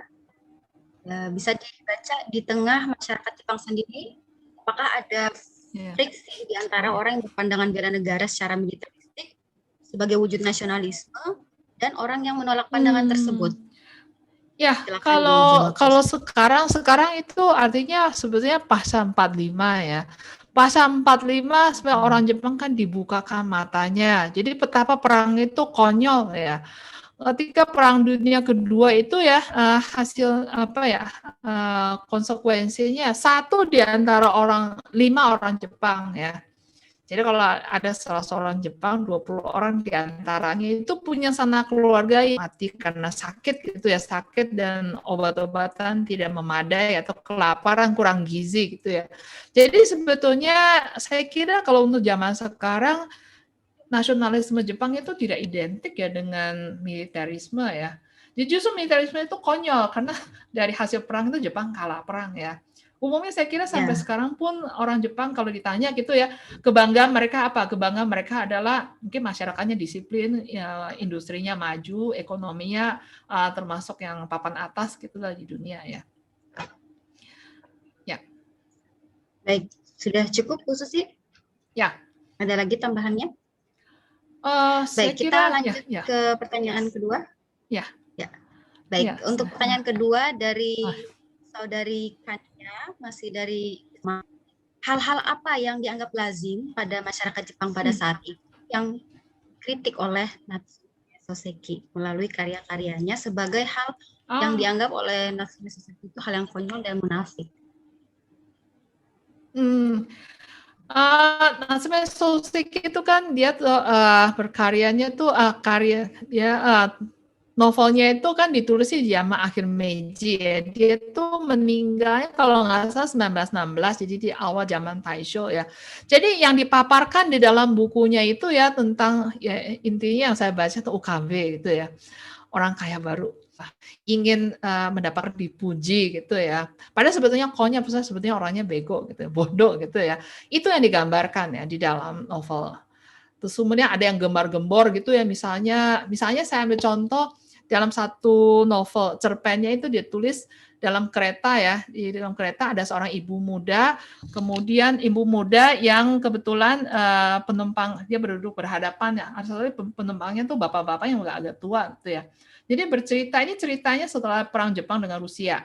Ya kan Jepang berperang dengan Rusia dan Jepang menang gitu, banyak orang heboh, wah kita sebagai bangsa yang hebat gitu ya. Tapi di dalam novel itu diceritakan si ibu mudanya cerita dia bawa anak kecil ya, suaminya tuh ke medan perang ya, jadi ke perang dan perang Jepang dengan Rusia tuh nggak pulang atau meninggal gitu kira-kira gitu ya. Terus si bapak tua itu cerita dia punya anak gitu, anak laki-laki yang ya tadinya dia banggakan ya, tapi terpaksa harus itu ke medan perang dan meninggal. Dan mereka berdua tuh jadi berkeluh kesah gitu, bercerita, ya buat apa sih ya berperang ya, buat apa, jadi Jepang menang perang, oh katanya hebat, menang melawan bangsa kulit putih ya, tapi buat apa orang-orang kecil seperti kita ini kok hidupnya tambah melarat ya. Nah itu sebetulnya adalah suara hati dari banyak sekali rakyat Jepang yang dibungkam gitu ya oleh media massa. Nah dengan Natsume Soseki menulis begitu, kemudian dibaca oleh masyarakat awam gitu, orang kan merasa, oh ya benar-benar ini sebetulnya yang ingin saya sampaikan, ini perasaan hati, ini mencerminkan kondisi saya sekarang. Ya, seperti itu ya. Atau misalnya tadi yang contoh yang tadi saya berikan tuh ya, ceramah yang terkenal, Watashi no Kojin Shugi ya. Jadi menurut saya dia tuh ya nggak usah lah gembar-gembor ya gembita gitu, kita bangsa Jepang kita hebat ya, semangat samurai, bushido dan sebagainya. Nggak usah, kerjakan apa yang bisa dikerjakan. Rakyat jelata pun bisa menunjukkan nasionalisme dengan cara misalnya berjualan tahu gitu ya.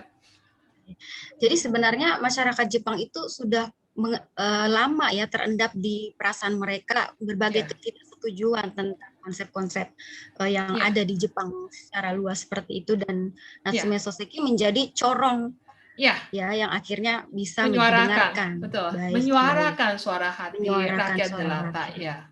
Baik, hanya Natsume Soseki tidak bergabung di pemerintahan. Ya seharusnya kan dia dosen ya di Universitas Tokyo, kemudian ditawari jabatan sebagai profesor gitu, kyoju ya. Tapi dia pikir kalau dia jadi kyoju tuh sibuk ya, tiap hari harus ke kampus menurut dia ya. Dia sebetulnya dia tuh agak kurang sehat, jadi dia sakit mah ya. Jadi pokoknya kalau salah makan agak stres tuh mahnya katanya langsung kambuh. Sedangkan kalau dia menerima jabatan kerja di Asahi Shimbun nggak usah ngantor, jadi tiap hari mungkin bisa tidur sampai siang, habis itu dia nulis-nulis. Kalau malam lagi semangat kita dia menulis, karena besok kan pagi-pagi nggak usah bangun pagi-pagi untuk ngantor gitu ya. Begitu. Jadi hidupnya santai seperti itu juga menjadi dambaan ya bagi masyarakat Jepang ya. Lebih leluasa. Seperti itu. Ya. Baik, pertanyaan selanjutnya, kita masih ada banyak waktu sampai pukul 11.50 dan untuk ini pertanyaan ketiga dari Ibu Novi. Ini alumni KWJ juga ini Bu, dari Hubungan Internasional UMM. Pertanyaan beliau ada dua nih. Apakah partisipasi Shibusawa Eiji ke Expo yang ada di Paris ada kaitannya dengan pembentukan Zaibatsu dalam membantu pemerintahan untuk membangun infrastruktur? Itu yang pertama, Bu. Mau dijawab atau langsung? Saya jawab dulu ya.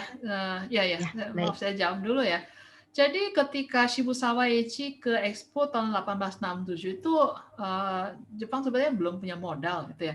Zaibatsu itu gini, ini ceritanya agak panjang ya. Setelah restorasi Meiji ya, pemerintahan Jepang mengubah sistem perpajakan, pemungutan pajak. Jadi kalau sebelumnya itu pajak dipungut dalam bentuk beras ya. Jadi petani kalau udah panen katakan 50% ya, berat ya, 30% misalnya diserahkan ke pemerintah. Tapi kalau kayak gitu kan berasnya ditampung di gudang gitu kan. Itu kan nggak bisa diuangkan ya. Kalau mau diuangkan mesti dijual. Belum lagi kalau harga berasnya jatuh kan pemasukan pemerintah kan turun ya. Setelah restorasi Meiji kan pemerintah harus modernisasi, harus bangun pabrik ya, membangun pabrik, beli mesin dan sebagainya. Itu kan nggak bisa dibayar pakai beras, harus dengan uang gitu ya. Jadi makanya pemerintah Jepang tuh mengubah sistem perpajakan, pajak dipungut dalam bentuk uang kontan. Ya, dipungut dalam bentuk uang kontan, terus banyak petani yang nggak bisa gitu jual berasnya, hasil produk pertanian, terus mendapatkan uang, nggak bisa kan. Jadi akhirnya mereka udah tanahnya kan nggak bisa bayar pajak, tanahnya dilepas aja.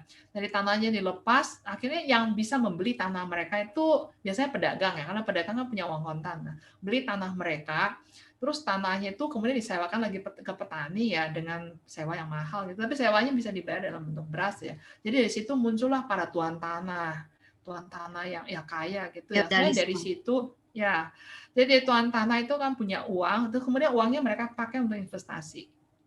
Ya, itu satu. Zaibatsu sebetulnya gini ceritanya, simpelnya gitu ya.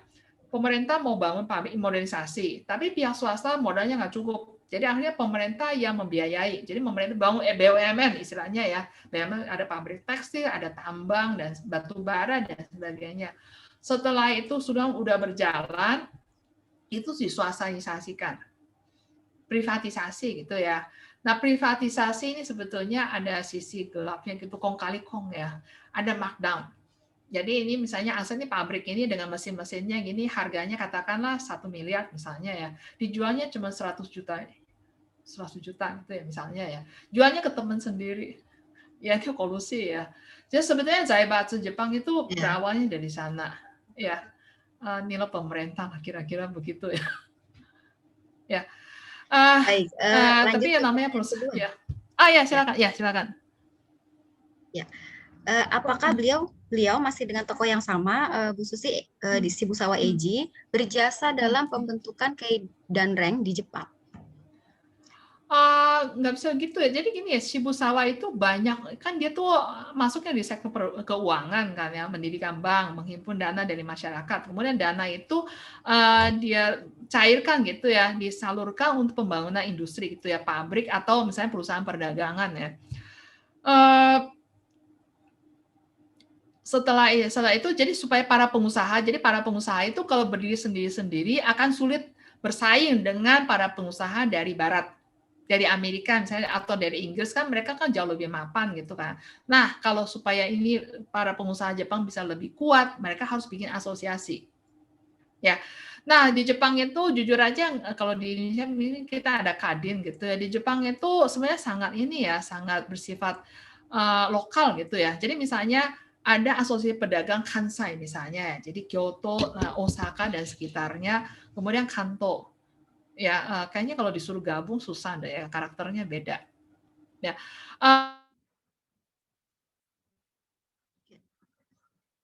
Halo, Ibu Susi. Kalau yang sekarang Kedani ini kan sebenarnya. Halo, ya, kedengaran? Halo, kedengaran? Ya, oke. Di Jepang itu asosiasi pedagang, jadi seperti Keidani itu adalah asosiasi pedagang untuk perusahaan besar. Ya, untuk perusahaan menengah kecil ada lagi yang lain. Kemudian untuk perwilayah gitu ya, Kansai terutama ya, yang Jepang Barat, jadi sekitar Kyoto, Osaka itu ya, mereka tuh asosiasinya beda, tersendiri gitu ya, dibandingkan dengan Tokyo. Jujur aja ya, orang Kansai dengan Kanto tuh nggak akur ya. Mungkin di kitanya jarang dianggap nggak akur. Orang Kansai gitu, orang Osaka tuh pride-nya tinggi dan merasa dirinya lebih jago. Orang Tokyo apaan tuh mah kampungan gitu ya. Ada sentimen seperti itu. Ya. Ada sentimen tertentu. Ya. Baik, sudah cukup untuk menjawabnya, Bu Susi. Kita bisa lanjut ke pertanyaan selanjutnya. Ini sangat banyak pertanyaan yang seperti gelombang ya di akhir-akhir. Ya. Ini saya memilih dari Saudara Immanuel Ansgarius dan Tes Sumbung dari Universitas Udayana. Pertanyaannya, tadi mungkin di awal Bu Susi pernah mengatakan bahwa kondisi Jepang saat itu ya mirip-mirip dengan Indonesia, walaupun kita masih lebih mending. Dan di sini Bapak Immanuel mempertanyakan bagaimana cara agar ekonomi Indonesia bisa semaju dengan negara Jepang, dan upaya yang harus dilakukan oleh pemerintah maupun warga Indonesia agar ekonomi Indonesia itu bisa seperti Jepang. Ya.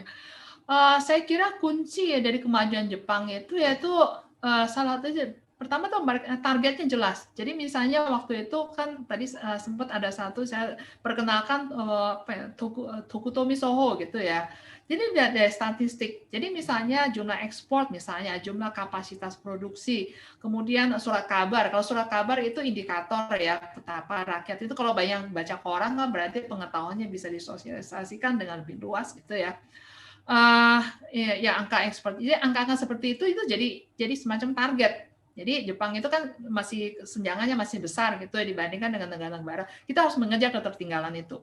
Itu satu. Kemudian satu lagi sektor real. Saya kira sektor real itu sangat penting gitu ya. Membangun sektor real.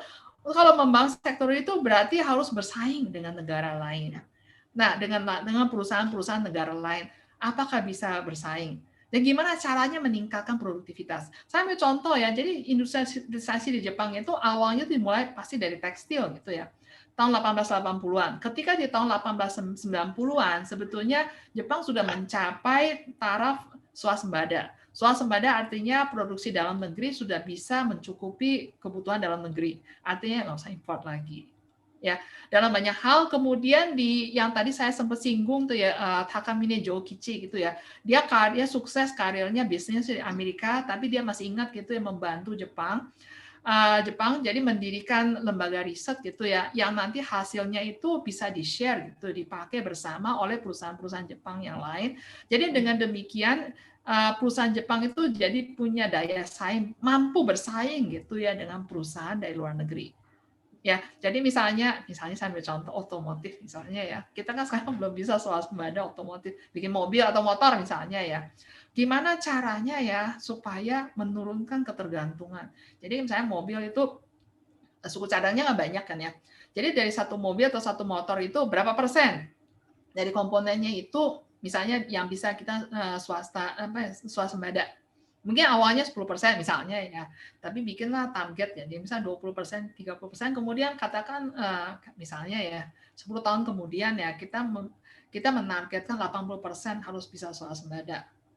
Misalnya ya. Jadi saya kira itu ya sektor real yang meningkatkan daya saing, meningkatkan apa namanya konten nasional gitu ya. Target seperti itu penting. Ya, jangan keenakan import gitu ya. Ya, ini juga ada hubungannya dari pertanyaan Rifki Prasetya dari Universitas Diponegoro terkait sektorial juga, Bu Susi. Kira-kira apakah Indonesia ini punya kemungkinan melakukan gastrodiplomasi seperti Jepang agar ekonomi Indonesia dapat bangkit kembali? Ya, gastrodiplomasi itu kan nggak cuma Jepang, Thailand misalnya dengan Tom Yam Goong-nya itu ya itu sampai terkenal kan kayaknya di seluruh dunia. Meskipun Tom Yam Goong yang disajikan di Jepang mungkin beda banget ya dengan yang di Thailand gitu ya. Gastrodiplomasi bukan cuma diplomasi ekonomi gitu ya, menjual produk ya dalam tanda petik budaya gitu malah kan jadi tren di dunia. Ya, saya kira itu ya tergantung apa ya usaha gitu ya.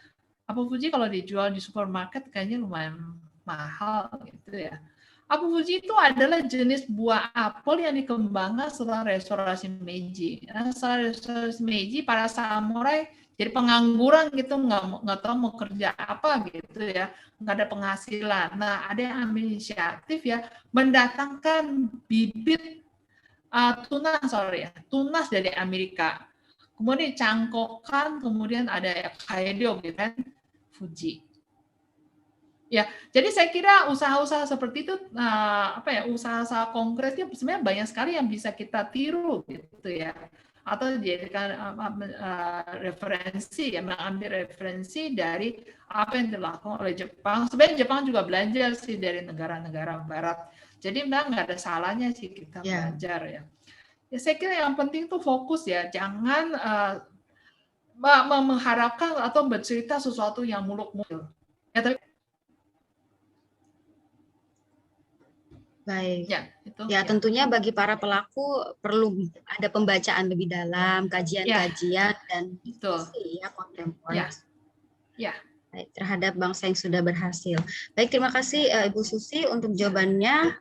Ini masih ada pertanyaan dari Saudari Feni, Unikom Bandung, menanyakan dari mana sumber dukungan pendanaan lembaga-lembaga pendidikan swasta. Tadi kan ada beberapa lembaga, beberapa tokoh yang berjuang di pendidikan. Itu bagaimana? Mengingat kemampuan ekonomi negara dan Jepang belum sebaik sekarang. Ya. Ibu Susi, videonya tidak terlihat. Ya. Mohon videonya, Ibu. Ya. Videonya sebentar ya. Ini baru. Ini mungkin saya yang kendala atau bagaimana? Tolong oke. Apakah saya yang kendala atau Ibu Susi? Video belum ya. Sebentar. Ya. Tapi audio oke ya. Ya. Oke, Bu. Halo, audio oke ya. Ya, audionya oke Bu Susi, silakan. Ya, oke. Maaf, yang bagian tadi yang bagian terakhir apakah bisa?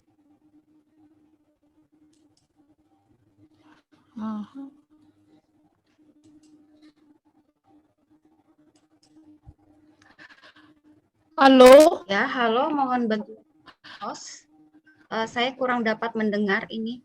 Halo Susi Sensei, sepertinya video sama suaranya juga terputus ya Sensei. Suaranya ada, tapi Kurang mendengar. Suaranya terputus ya. Oke. Jelas Sensei sekarang suaranya, tapi videonya tidak terlihat. Apakah gimana? Bu Sarah selaku moderator bisa melanjutkan tanpa video atau bagaimana? Ini sudah muncul Sensei untuk video, tapi suaranya masih di mute. Ya, ini saya tidak sama sekali. Bisa, silakan. Sensei suaranya. Tapi mungkin ada problem dari saya sendiri yang tidak mendengar suara Susi Sensei. Oh, bentar, suaranya Itu di unmute dulu mungkin untuk ininya, audionya. Bu Susi, ininya di Oke, sip. Oke. Sudah. Okay. Ya, sudah. Jadi sampai tadi ada yang ini ya, sebetulnya sepertinya ada kendala. Ya. Sudah ya, oke. Sudah, Bu. Ya. Perlu saya tadi ulangi, cerita, maaf ya. Ya, tolong diulangi. Tadi sempat panik. Ya, terkait pendanaan sektor pendidikan swasta yang mengingat perekonomian masyarakat saat itu belum semaju sekarang. Baik, sebentar ya.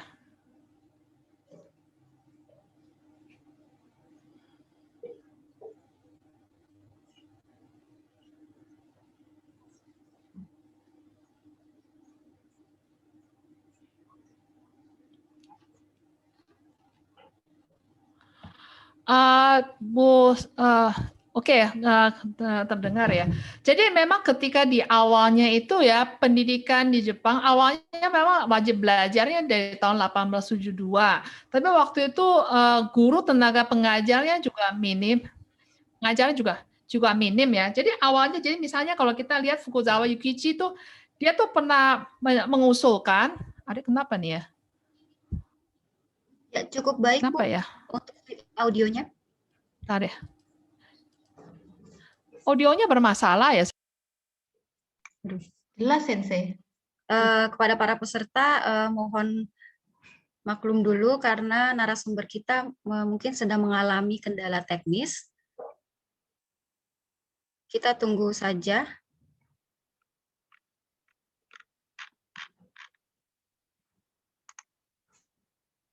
Ya, oke. Ya. Jadi ketika di awal, jadi misalnya saya memberi contoh ya, waktu tahun 1870-an ya, itu Fukuzawa Yukichi sempat mengusulkan ya, karena tenaga gurunya sangat minim. Karena sangat minim ya, dia mengusulkan supaya para pendeta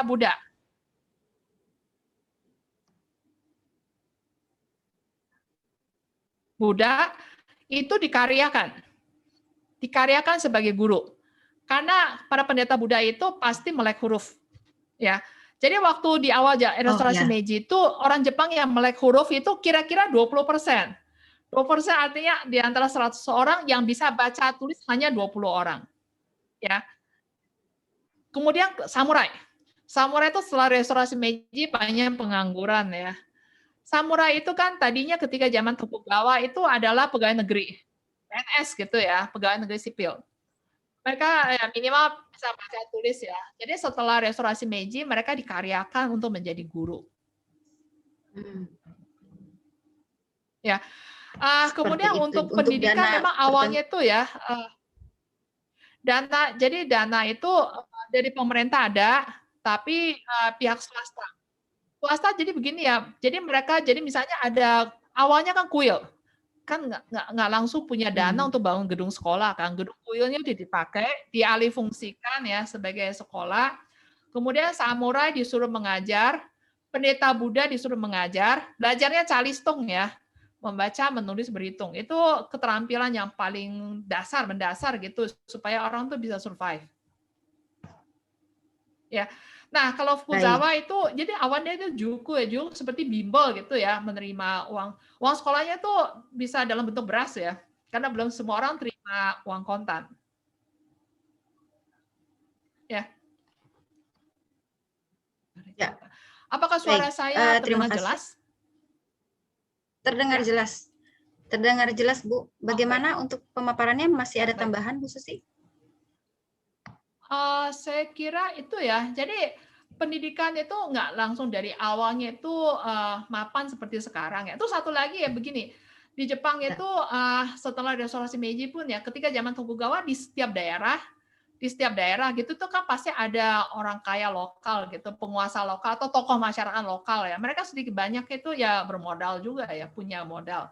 Nah, banyak di antara mereka yang berinisiatif mendirikan sekolah, tapi untuk ini sifatnya lokal. Jadi misalnya Yamaguchi misalnya, mungkin pernah dengar Yamaguchi itu kan cikal bakal dulunya tuh Choshu gitu kan ya. Nah, orang-orang para penguasa lokal itu mereka sangat antusias gitu mendirikan lembaga pendidikan dengan tujuan supaya menghasilkan putra lokal yang bisa nanti tampil di panggung nasional. Ya, ada kasus-kasus seperti itu. Makanya di Jepang itu sebetulnya agak timpang juga, ada daerah yang pendidikannya maju, ada daerah yang pendidikannya kurang maju gitu ya.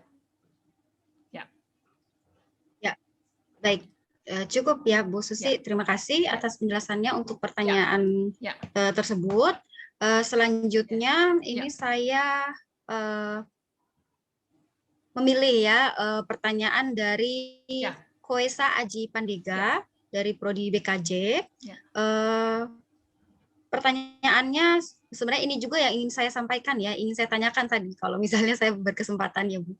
Jadi Koesa bertanya bahwa karya-karya Fukuzawa Yukichi dan cara pandang politiknya dalam mempelajari bangsa Barat dan Eropa menuai kritik atau bertentangan terhadap entitas politik kekaisaran saat itu. Jadi kan memang sudah terlalu lama bangsa Jepang itu didominasi oleh pemikiran-pemikiran Konfusianisme. Seperti itu, Bu. Nah, bagaimana itu fenomenanya, Bu Susi? Ya, jadi ya restorasi Meiji itu ya sebenarnya kenapa bisa berjalan dengan smooth gitu, dengan lancar. Penentangnya, orang yang tidak setuju itu relatif sedikit gitu, resistensi gitu ya, perlawanan relatif sedikit. Karena semua orang Jepang tuh dihadapkan pada fakta bahwa Jepang sangat terbelakang. Ya, karena sudah terbelakang gitu, jadi artinya bertarung terus kalah mau ngomong apa lagi. Ya. Jadi ketika di awal restorasi Meiji gitu ya, orang-orang seperti Fukuzawa Yukichi dan teman-teman yang pernah ke Eropa itu mereka sebenarnya menerbitkan majalah. Majalah masih singkat ya, cuma bertahan berapa tahun gitu ya. Namanya Meirokuzashi gitu ya. Di situ pokoknya isinya penuh ya, benang merahnya adalah kritik terhadap Konfusianisme. Jadi mereka berargumen bahwa Konfusianisme itu adalah pemikiran yang menyebabkan bangsa Jepang tergebelakang. Jadi kalau ke depan, kalau bangsa Jepang ingin maju, yang pertama-tama harus singkirkan itu adalah pemikiran Konfusianisme. Ya, karena Konfusianisme itu intinya adalah mengajarkan bahwa setiap manusia itu harus tahu diri gitu ya. Jadi kalau lahir sebagai orang miskin ya jangan berharap ingin maju, ingin menjadi orang kaya, itu nggak boleh gitu ya. Kalau dalam mungkin pemikiran Jawa itu jadi orang nggak boleh lancang gitu, harus tahu diri ya.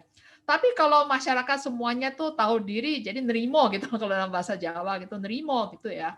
Gimana caranya bangsa bisa maju?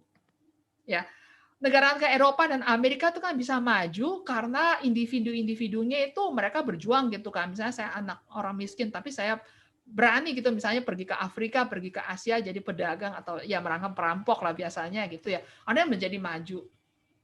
Ya jadi kaya raya misalnya ya. Itu sebetulnya tren zaman, semangat zaman ya di Jepang.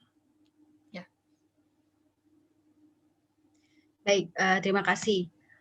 Mungkin untuk beberapa pertanyaan terkait monopoli perusahaan itu sudah dijawab ya tadi di awal oleh Ibu Susi. Jadi saya akan melewati pertanyaan-pertanyaan seperti itu.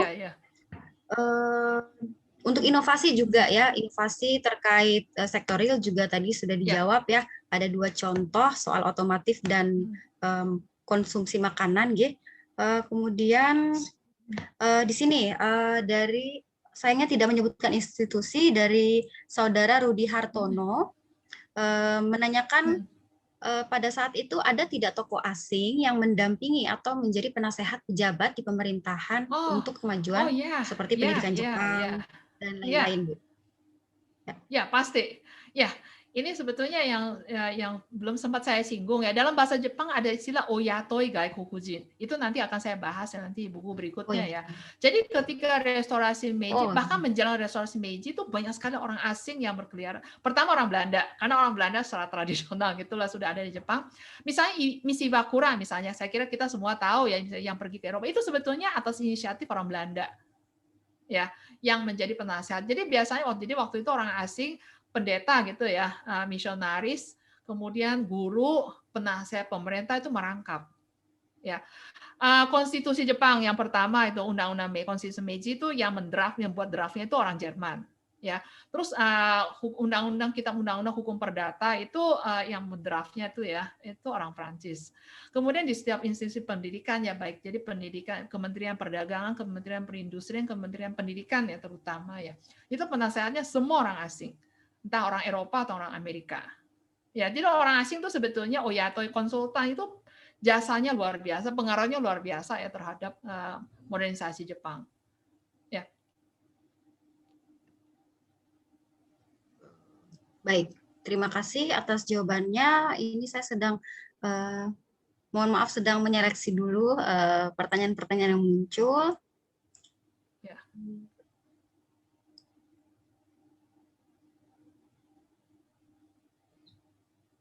Oh ya, sebenarnya untuk pertanyaan dari Natasha Pramono ya terkait kenapa sih masyarakat Jepang zaman dulu banyak yang patuh atau berminat terhadap kebijakan pemerintah atau asosiasi dari swasta. Kebijakan yang saya maksud berkaitan dengan program memajukan negara Jepang seperti harus sekolah, harus bekerja dengan rajin. Nah, apakah tidak ada penentangan tertentu dari beberapa elemen masyarakatnya? Ada. Jadi ya ketika di awal Meiji ya, tahun Meiji kan restorasi 1868 ya. Jadi 5 tahun kemudian 1872 gitu ya. Itu ada dikeluarkan undang-undang pendidikan wajib belajar. Awalnya pada petani, masyarakat pada umum waktu itu kan sebagian besar petani itu menolak ya. Karena waktu itu wajib belajar tuh mesti bayar. Dan mereka pikir ngapain juga lah ya, kami kan turun-temurun jadi petani, buta huruf juga jalan gitu. Kenapa sekarang sekolah? Ya, bayar lagi gitu ya. Terus belajar untuk apa? Ya. Terus sampai kemudian kan ada pemaksaan kan ya. Pemaksaan rakyatnya marah ya. Gedung sekolahnya dibakar.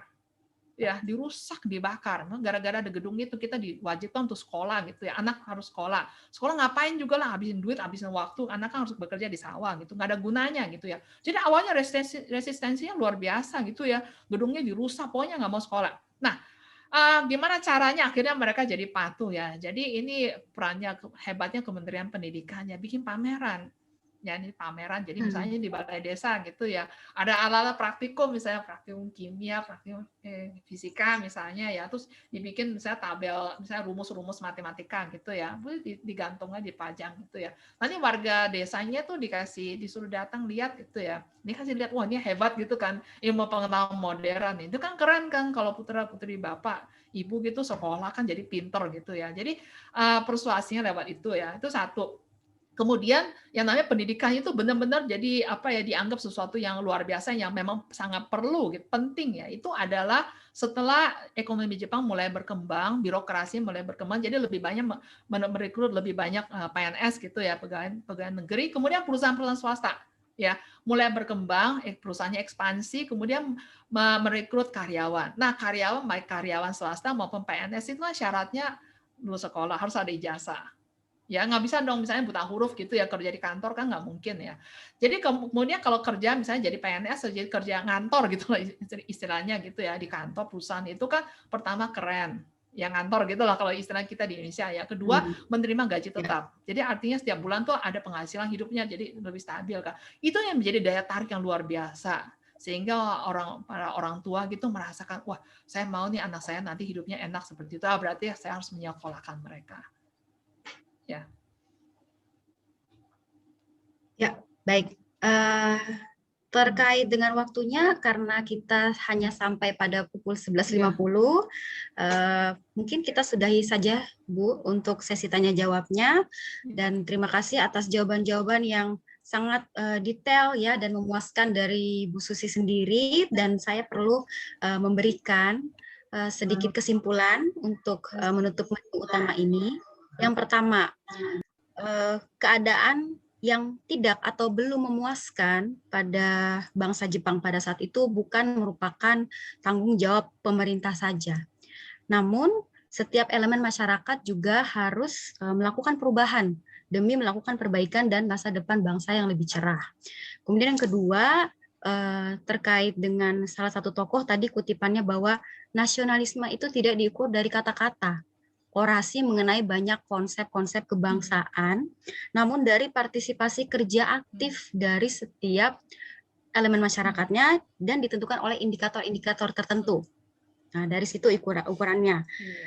Kemudian jalan untuk melakukan perbaikan atau perubahan-perubahan tersebut tidak harus dari ruang-ruang pemerintahan atau ruang-ruang kantor, tapi juga di luar pemerintahan masih bisa berkarya. Dan saat itu tantangan Jepang adalah bagaimana mengubah ini mindset dari masyarakat Jepang sendiri ya. Sudah bercokol lama ya kebiasaan-kebiasaan yang tidak baik, konyol atau munafik seperti itu, dan itu dilakukan berbagai cara oleh tokoh-tokoh besar yang sudah disebutkan oleh Susi Sensei tadi, baik dari media massa, institusi pendidikan, bahkan mungkin dari karya-karya sastra atau sosialisasi dari pemerintah. Baik, itu saja kesimpulan dari saya. Mohon maaf untuk pertanyaan-pertanyaan yang belum sempat dijawab karena kita dibatasi waktu, jadi mungkin bisa ditanyakan ya, atau jika ada kesempatan lain bisa terjawab. Baik, begitu saja dari saya selaku moderator. Terima kasih saya ucapkan kepada para partisipan yang sudah bertanya. Juga sekali lagi terima kasih kepada Ibu Susi. Saya kembalikan kepada MC. Baik, terima kasih untuk Bu Dewi Saras, juga Bu Susi untuk pemaparan materinya yang sangat menarik.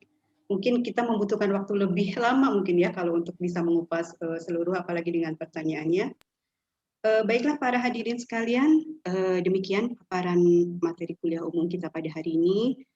Semoga ilmu yang kita dapatkan semakin menambah wawasan dan pengetahuan kita tentang negara Jepang, masyarakat Jepang, melalui tokoh-tokoh besar yang tadi dijelaskan oleh Ibu Susi.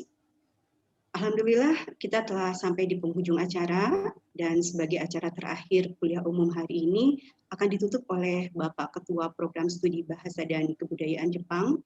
Kepada Bapak Budi Mulyadi, SPDMU, kami persilahkan. Terima kasih Bu Yuli. Bismillahirrahmanirrahim. Assalamualaikum warahmatullahi wabarakatuh. Selamat siang, minasan konnichiwa. Salam sejahtera untuk kita semuanya. Pertama-tama izinkan saya mengenalkan diri sendiri. Nama saya Budi Mulyadi, saya Kaprodi, program studi S1 Bahasa dan Kebudayaan, Fakultas Ilmu Budaya Universitas Diponegoro. Pertama-tama mari kita panjatkan puji dan syukur kita kehadirat Tuhan Yang Maha Esa, Allah Subhanahu wa taala. Alhamdulillah pada hari ini Sabtu tanggal 27 Februari 2021 di tengah kondisi Covid yang masih melanda, atas kerjasama antara program studi S1 Bahasa dan Kebudayaan Jepang dengan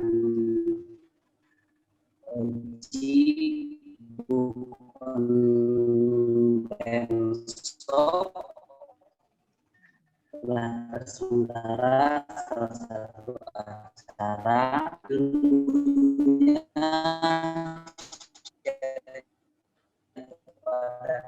kita tentang transformasi Jepang dari negara yang jauh menjadi negara yang sangat luar biasa sekali.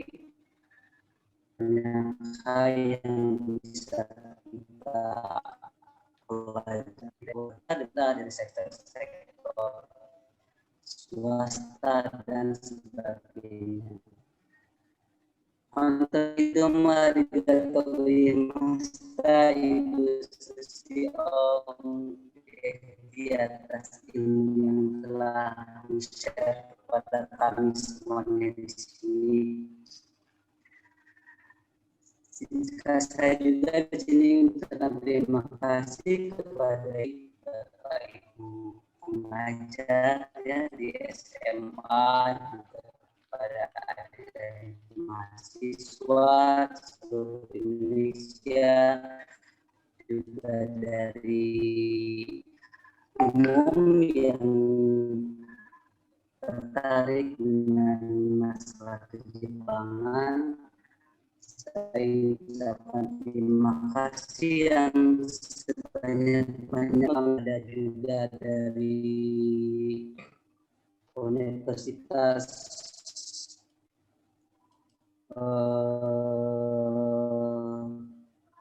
macam-macam. Di sini ada Universitas Andara Sumatera Barat, dari Universitas Samratulangi. Di sini saya ucapkan terima kasih kepada Ibu Ike, Ibu Tatiani, Ibu Dina, ada Pak Eduardus Agusri, terima kasih banyak. Juga dari Lombok, dari Poltek Pariwisata Lombok, ada Ibu Ayu Gardiena, juga dari Universitas Udayana, termasuk dari universitas yang ada di Pulau Jawa, dari mulai UI, UNJ, Unsur, ada Pak Haryono dan Bu Ida, terima kasih sudah bergabung. Juga dari UPI, dari semuanya mungkin tidak bisa disebutkan satu persatu. Kami di sini mewakili panitia mengucapkan terima kasih yang sebanyak-banyaknya atas partisipasi dari Bapak Ibu semuanya. Juga di sini saya ingin mengucapkan terima kasih kepada Bapak Ibu pengajar SMA ya dari luar Jawa juga. Di sini cukup banyak juga, ada yang dari Jambi, dari Batam, dari Pekanbaru. Sangat luar biasa sekali perhatiannya, koordinasinya mahasiswa juga, baik yang dari Undip maupun yang dari luar Undip. Juga kepada dapat partisipan dari umum, terima kasih banyak. Semoga apa tadi yang disampaikan oleh Ibu Susi Ong PhD memberikan banyak manfaat kepada kita. Amin ya rabbal alamin. Tentu saja saya juga ingin mengucapkan terima kasih kepada seluruh panitia yang telah berdarah-darah untuk persiapkan kegiatan ini sehingga kegiatan ini bisa terlaksana. Banyak kekurangan, kehilafan dalam kegiatan ini. Saya mewakili panitia yang bertugas ingin mengucapkan mohon maaf yang sebesar-besarnya, mudah-mudahan tidak membuat kapok Bapak Ibu semuanya untuk kembali bisa bergabung bersama kami di satu titik kami menggerakkan acara yang sama seperti itu. Mungkin itu yang bisa kami sampaikan. Assalamualaikum warahmatullahi wabarakatuh. Saya kembalikan ke panitia. Waalaikumsalam warahmatullahi wabarakatuh. Terima kasih kepada Pak Budi yang sudah menutup acara ini.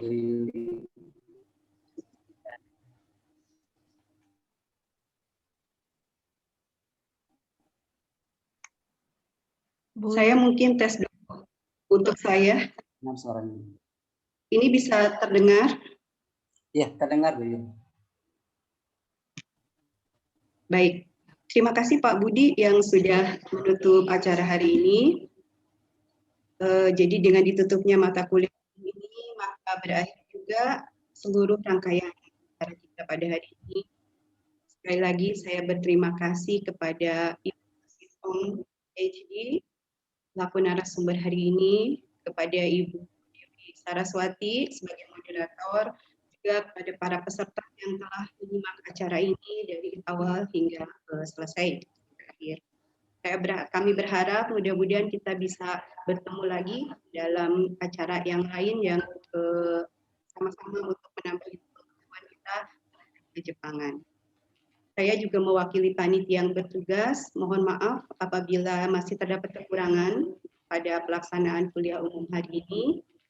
Dan sebagai akhir kata, terima kasih sekali lagi dan saya tutup acara ini. Wassalamualaikum warahmatullahi wabarakatuh. Waalaikumsalam Waalaikumsalam warahmatullahi wabarakatuh.